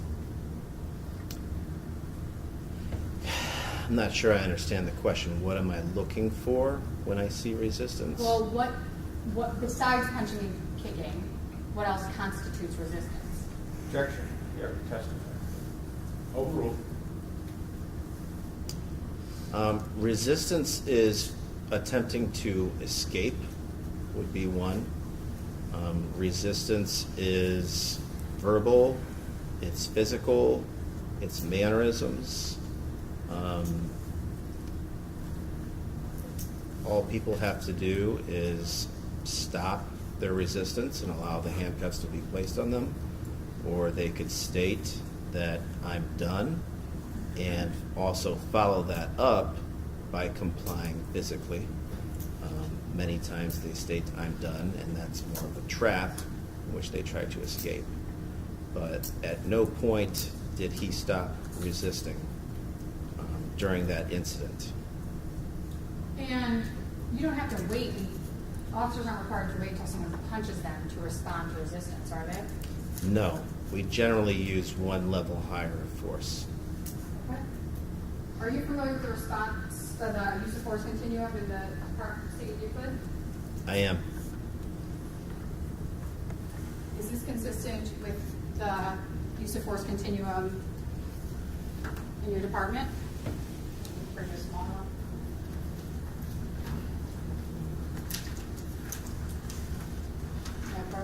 You may. Thank you. Exhibit 10. Showing the witness was been marked as offensive exhibit 10. Is that your use of force continuum? Yes, this is how I was trained. Okay, and based on your training, if someone is pulling away from the officer, Yes, you can strike muscle groups, takedowns, joint manipulations, or pressure points, correct? correct. And if someone is wrestling with the officer or pushing with the officer, striking, punching, kicking, aerosols, electrical devices, or batons, correct? Correct. And if striking or kicking the officer, baton techniques or vascular neck restraints, correct? I don't believe we any longer teach vascular neck restraints, but at the time, that was part of the training, In yes. 2017. Correct. And as far as you know, no one here used vascular neck restraints or baton, correct? That's correct.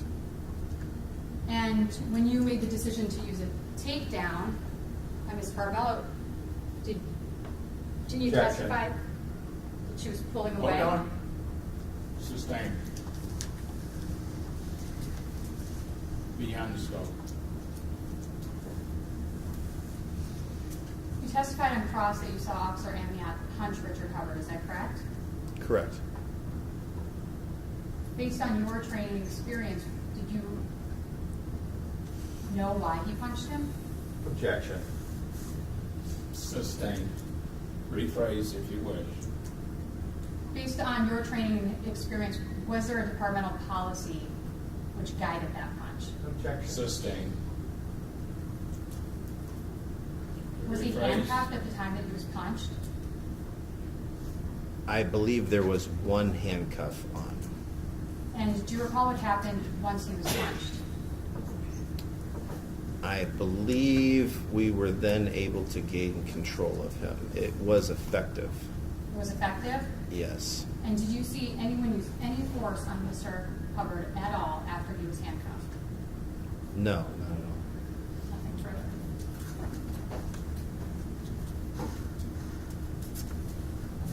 Anything further of this witness? No. Jury questions, any? You all keep giving me these little pieces of paper. They need to be a little bit bigger.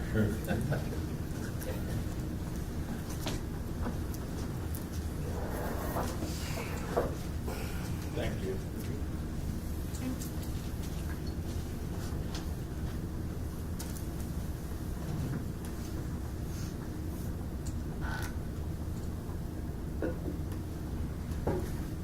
I'm going to ask the question.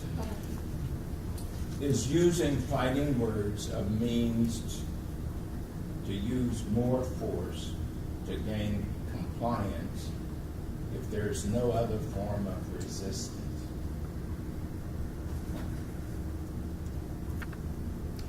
It's certainly an indication that. That's not the question about an indication. Okay. It's fighting words. Means, does that give you a basis to use more force to gain compliance if there's no other form of resistance? I would say yes. You would say yes. Okay. All right. Anything based on that? If someone is using expletives, swearing at you, calling you names, but is physically compliant, can you use force on them? Objection. Yeah. Overruled. If they are not doing anything towards, like, advancing towards you, or. No, they're physically compliant. They're like, yes, officer, arrest me, but they're a bunch of mean names. As police officers, we kind of give a pass where that goes, unless it's in a public place, then, well, that's criminal charges, but no, I would not use force for someone who is just using verbal language towards me. Only verbal Is language. aggressive verbal language, when paired with force, an indicator of intention? Objection. Sustained. Basis? Counsel, next question. I just want to rephrase. Rephrase then. When you are perceiving an event to determine the appropriate level of force, does a subject's fighting words, when paired with their resistance, indicate their intent to continue resisting? Objection. From his perspective, answer the question. Yes.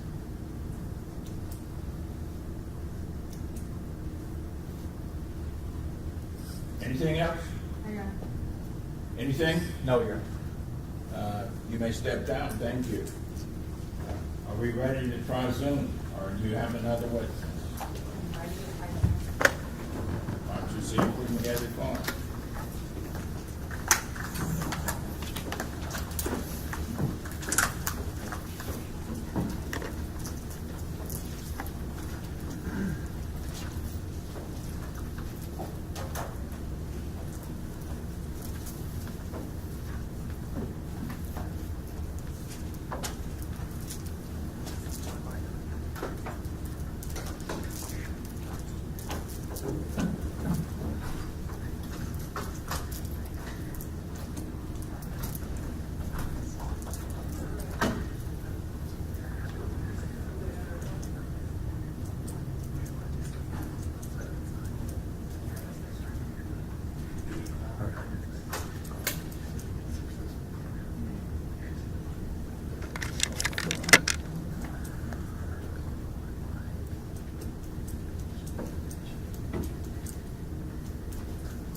during these pauses, you all can talk to each other or what have you. It's up to you all. You don't have to be co-assigned to talking to each other.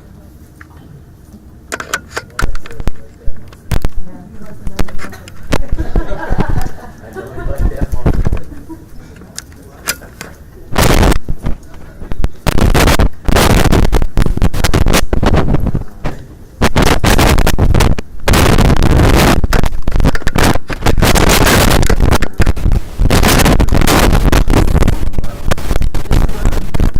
Yes, good morning.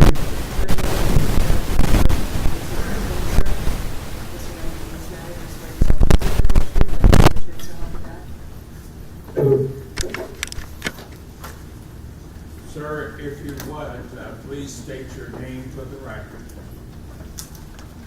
Yes, good morning. My name is James S. Rumpf, R-O-M-P-H.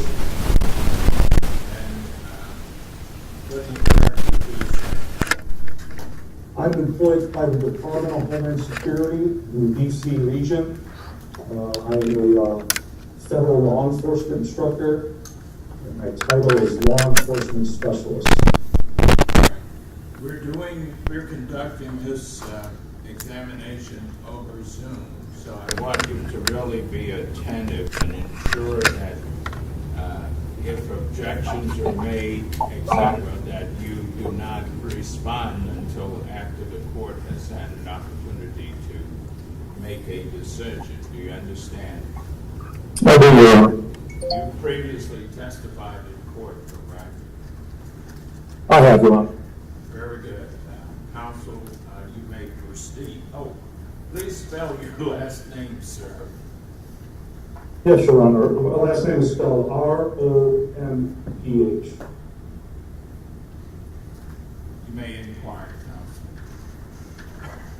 Good morning, Mr. Ron. Good morning. I'm going to lead with, did you have opportunity to train Michael Amiott in the course of your career? I am, during the course of my career, I was an instructor, still am an instructor for the Cleveland Heights Police Academy, basic police academy instructor in Cleveland Heights, Ohio since October of 2010. Okay. I'm going to ask you a little bit about all of your background and experience, but I just want to first start establishing the connection to the case that you did in fact train Officer Amiott. Mr. Officer Amiott, I trained him in traffic stops and approaches when he was a cadet in Cleveland Heights Police Academy. Thank you. And now if you would go over just some of your training experience as a law enforcement officer and law enforcement trainer. I have over 24 years of law enforcement experience. I'm both a state certified police academy instructor in the state of Ohio. I am also a certified federal law enforcement instructor with the federal government. I teach everything from basic police academy driving to pursuit driving to traffic stops and approaches. With the federal government, I also teach motorcade protection, counter ambush and assault protection, various other programs that involve driving in the federal government. We train everybody from just basic uniform federal police up into the FBI, Secret Service, various military organizations. We do training for them, and I do training for the State Department in what we call a FACT program, and that's Foreign Affairs Counter Threat Program. Okay, and do you believe that at all times your training curriculum has been in line with respectively the state and federal agencies you train for? Well, there's different curriculums that I have to stay to, like an instructor guide is what we call it.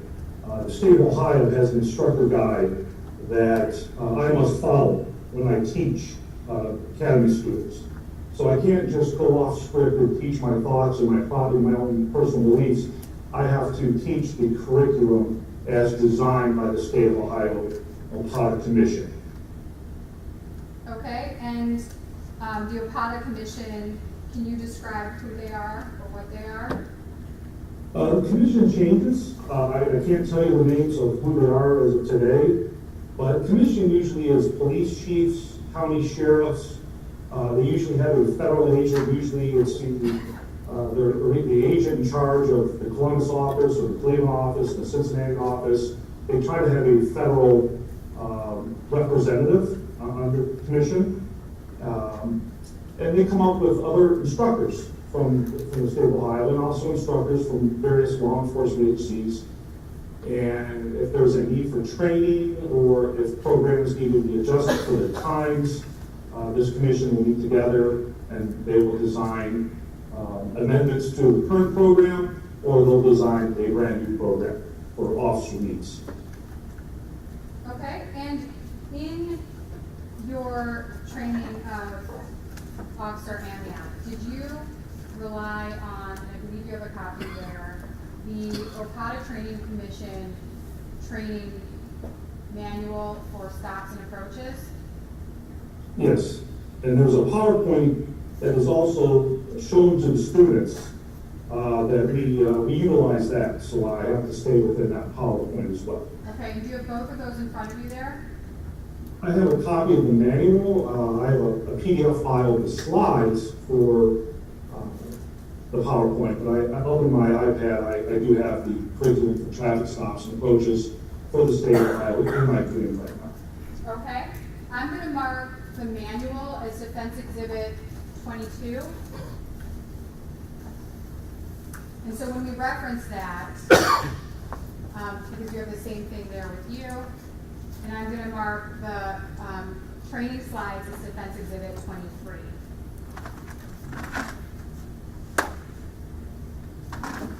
And then I have the ability to share screen for those.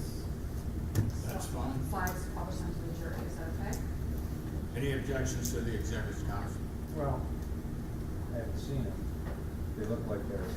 You want to flip through them real quick and see if you have any Do you have a copy? objections? No, they're the state's training policies. I understand what they are.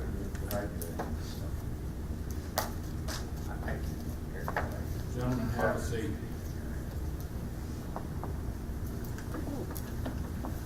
You can sit on the other side if you want to.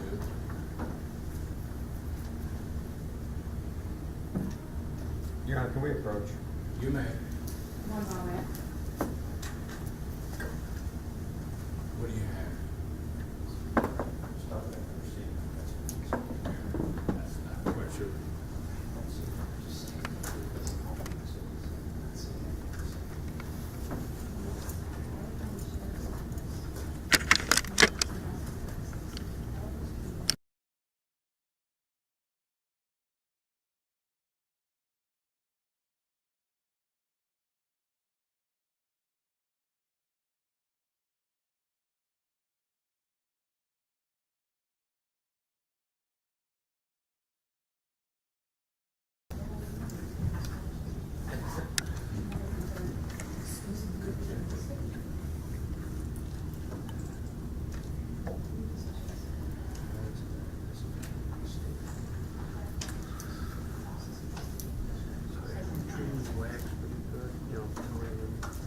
This is where you.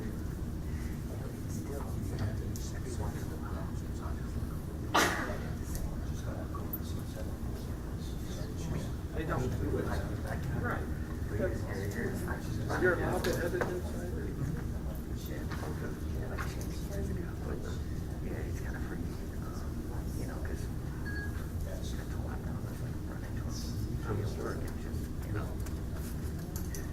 You only have one copy of this now? But you don't like it. Do you have, go with another copy? I'm in J, 1.5 years.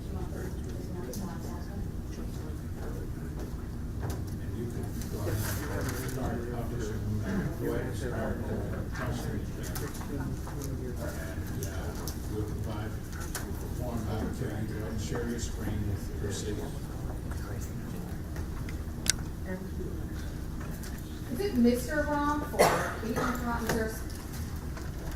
So they just call me, we have a title law enforcement specialist, but we're not agents, so it's just Mr. Ralph. Jamie is fine. Okay. I'm I'm gonna go with Mr. Ron, if that's okay. That is fine. Okay, and I want, referencing the manual, and I'm able to share screen here. I would like to, obviously it's an extensive manual, but I'd like to highlight some of the most important training practices that Officer Amiott and other like student police officers are trained with.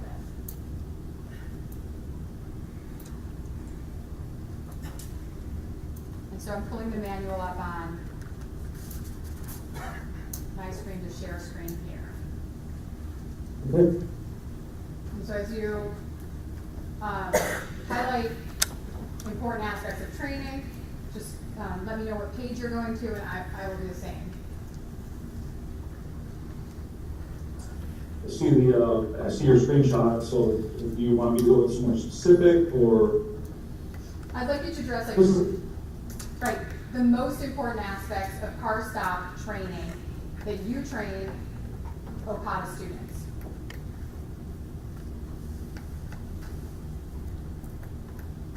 Well, we want the officers to understand there's some definition of 3 categories of vehicle stops. There's 3 of them. And those are referred to as a low-risk stop, an unknown risk stop, and a high-risk stop.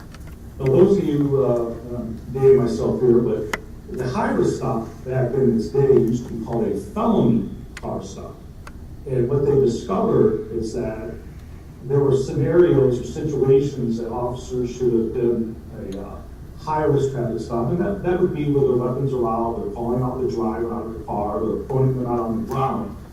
And what they concluded is that there were situations where officers were not approaching these cars in a high-risk situation properly, and when they were interviewed as to why they didn't do it, they said, well, gee, we didn't have really a felony complaint at the time.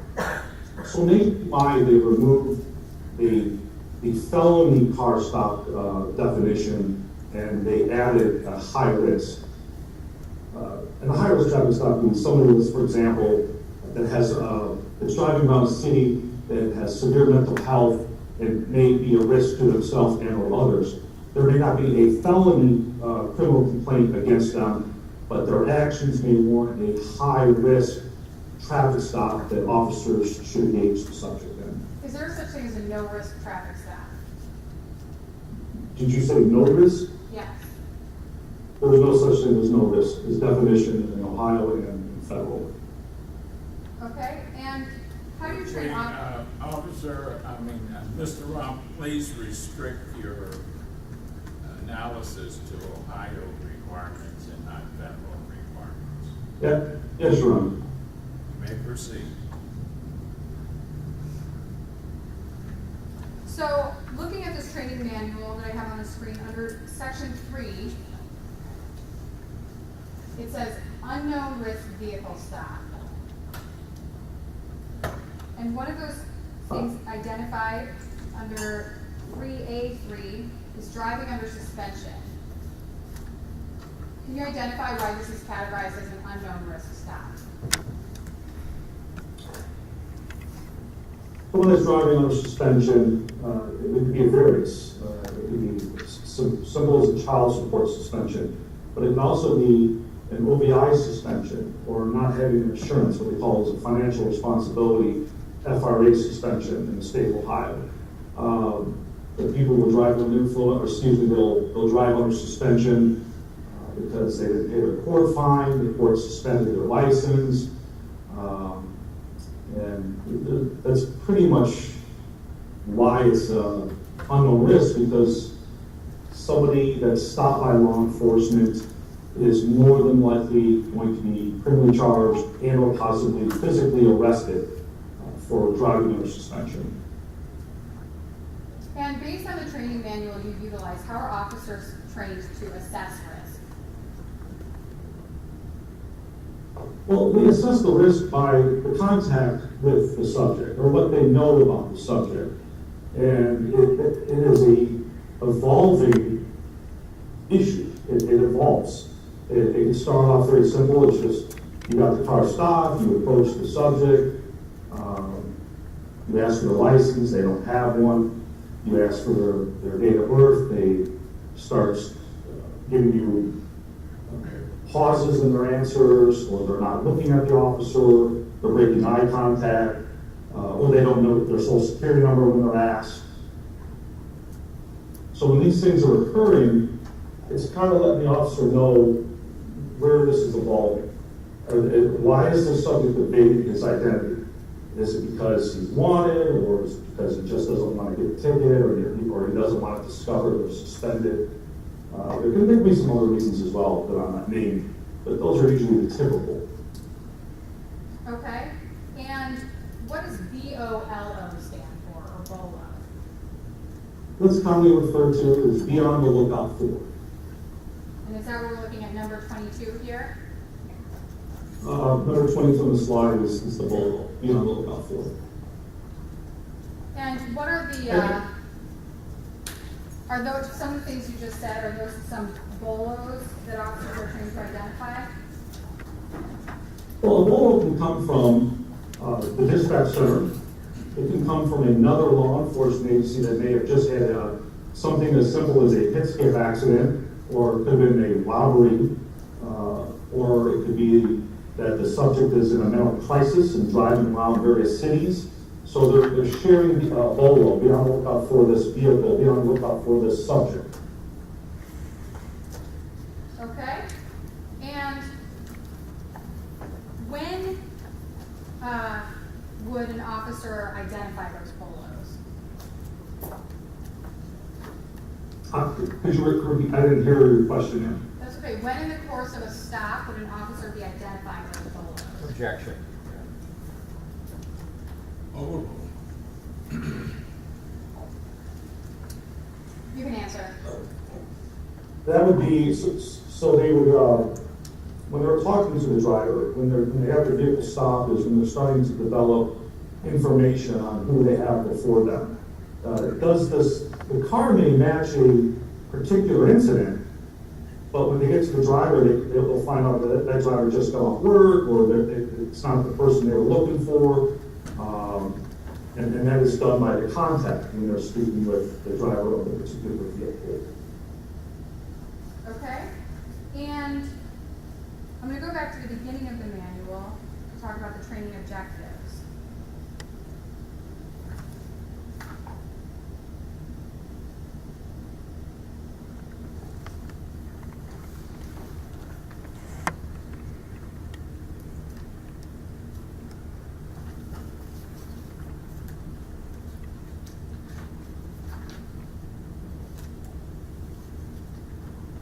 Starting on page 6.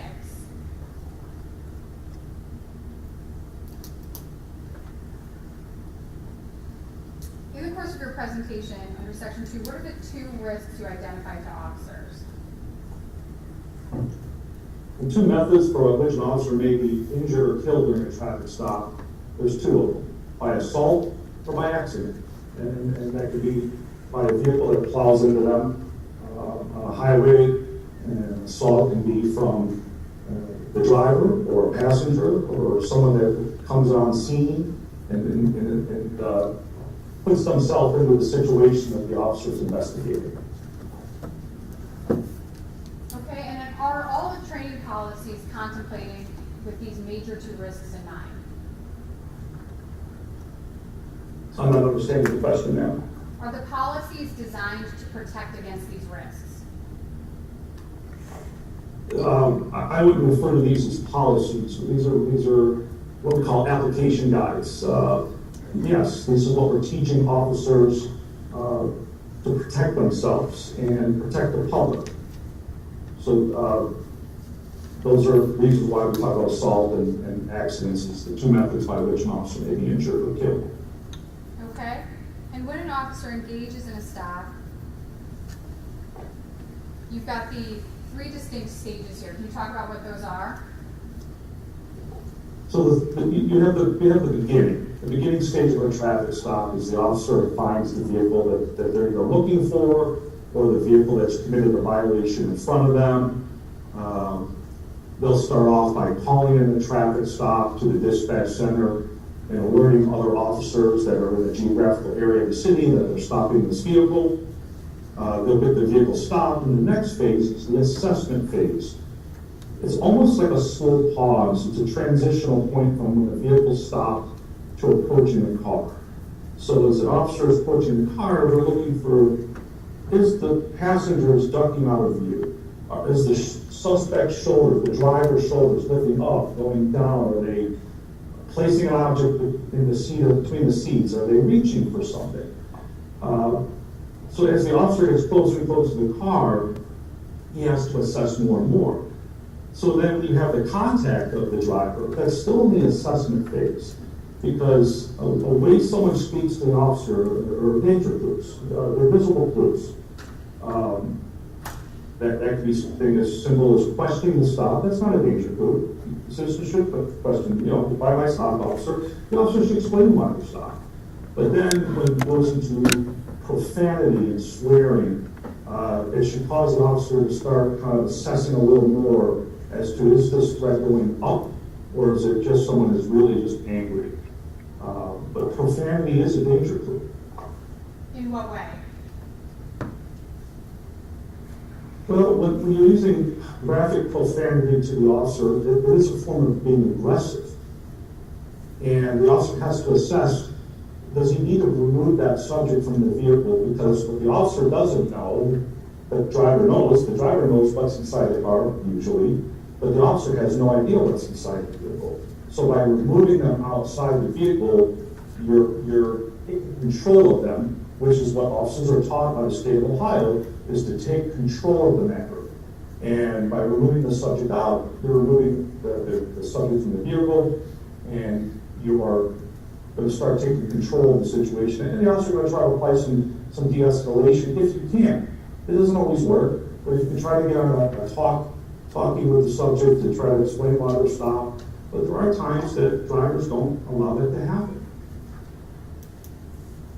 And is that in large part, those times are what officers are being trained for, correct? One more time, ma'am? Those incidences are what a lot of this training is designed to deal with, correct?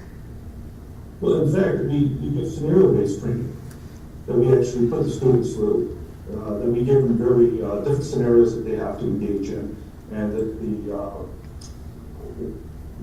the actors, if you would, will put stress on the cadet and show them the things that they're going to face, and little tidbits of how to readjust the driver or people in the car to try to settle a matter if you can.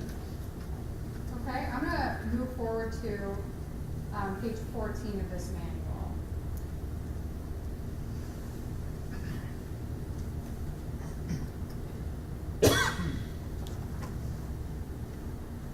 So it starts with cruiser positioning for stops at page 12, and then page 14. Is this the preferred procedure for placing vehicles in a two-car vehicle stop? Well, usually, ideally what you want to do for the perfect traffic stop, if you will, is if you look at the back of the license plate of a vehicle, you really want to get the passenger headlight to kind of cut the middle of that plate when the officer's making that stop, because it offsets the officer's vehicle to provide them a retreating space if he has to retreat to his vehicle, but it also provides him a buffer between oncoming traffic that's behind him. So if the vehicle was to be struck, there is a buffer to absorb that accident, as opposed to the officer getting hit by the driver. However, some situations where the suspect driver's actions don't always allow that perfect setup of a traffic stop. Okay, and moving on to page 18 of this manual, 19. And into page 20, what are the use of force considerations that officers are trained at in your curriculum for traffic stops? page are you The on use of now? force considerations, this is One the moment. state of Ohio's pretty good. Sorry, 19, and it goes on to 20. I'm sorry, go ahead. Starting off with the use of force considerations, conducting vehicle traffic stops to expose the officer to situations varying from polite violators to weapon firing assaults. Officer presence coupled with polite verbal commands and directions is enough to control most situations. Officers must learn to apply technique appropriate to the situation. In use of force situations, officers will be judged by the objective, reasonable standard of Graham v. Connor. What other officers would have done under similar tense, fast evolving situations. Unlike military forces, police officers must constantly escalate and de-escalate force based on the amount of resistance offered by the suspect at any given time. The police officer's enemy, unlike the military, is not attired in a distinct uniform. Police officers must consider factors that can be considered by the court or the chief executive officer of the department at a later date. Now, subsection, actions against officers. If you could raise it up a little bit, I can see a little better. Sure. So these are things officers must consider: verbal or physical danger clues, not responding to verbal commands, refusing to move, which is dead weight, pulling away from the officer, pushing the officer, wrestling with the officer, striking or kicking the officer, life-threatening weaponless assaults, attempting to disarm the officer, and weapons attempted to be used against the officer. And if we scroll up, these are subsections under section 8, actions against the officers, correct? Correct. These are things we teach the students that drivers/suspects may use against them, and they have to follow that force continuum up and down based on what's occurring to them. Okay, and so not responding to commands, for example, is trained as an action against an officer. Is that correct?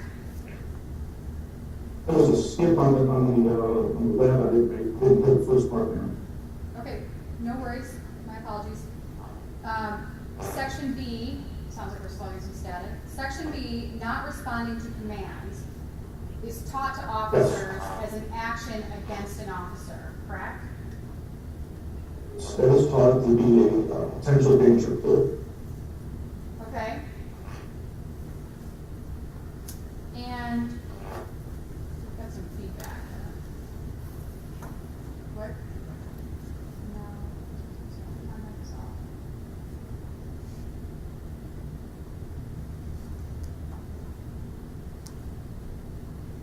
And under subsection 9, what are the responses of the officer? Oh, okay, hold on. I did something. Hello? Can you hear us? We've lost audio.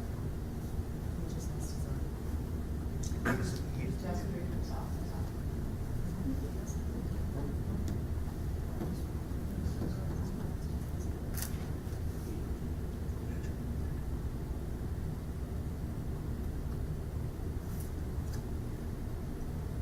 Mr. Ralph, we cannot hear you.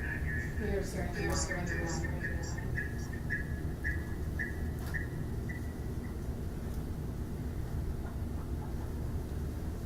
four. So static and then master.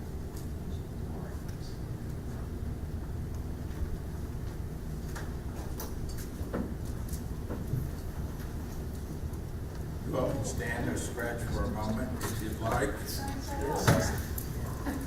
We're going to try to get this witness done before we break for our lunch. If we have to come back, we will. We're going to try. Can you hear us now? So he can hear us, and we're not using volume.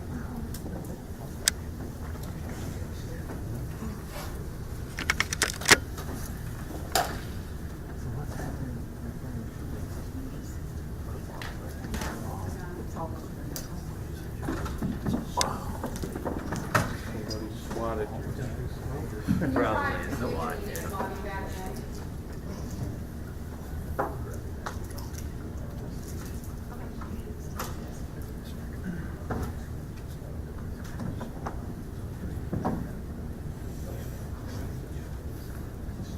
So Wayne's pissing off the world. Is that why you were sworn?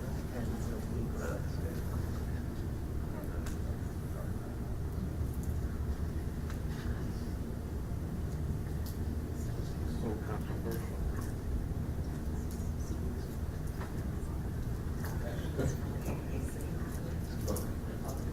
Sir, on the bottom right, there should be a red button where you can leave the meeting.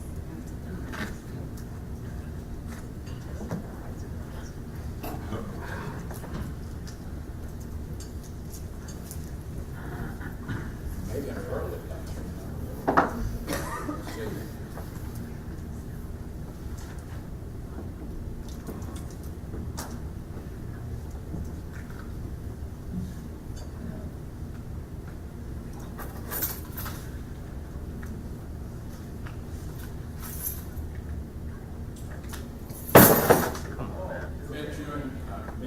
Mitch, you're in control. Should we break and go to lunch, or what should we do? All right. All right. Is this specifically made for these matters, or just have to fit? No. We're not keeping double A's in a little cardboard thing anymore. Pretty. So now. Oh, I got one of those.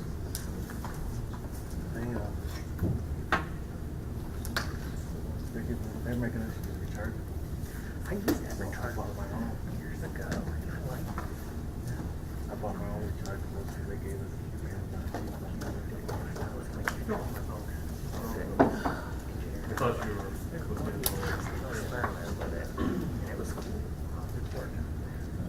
He's got to make sure you're doing I keep my battery charger in the back of my car with my inverter. So like last night, I just put all the batteries in there, turned it on, let it charge overnight, and I grabbed out the charger batteries in the morning. So I'm starting to do that at home because I have some those automated clocks, and some of them die real fast. So I said I'll just buy some rechargeables and recharge and put them in there.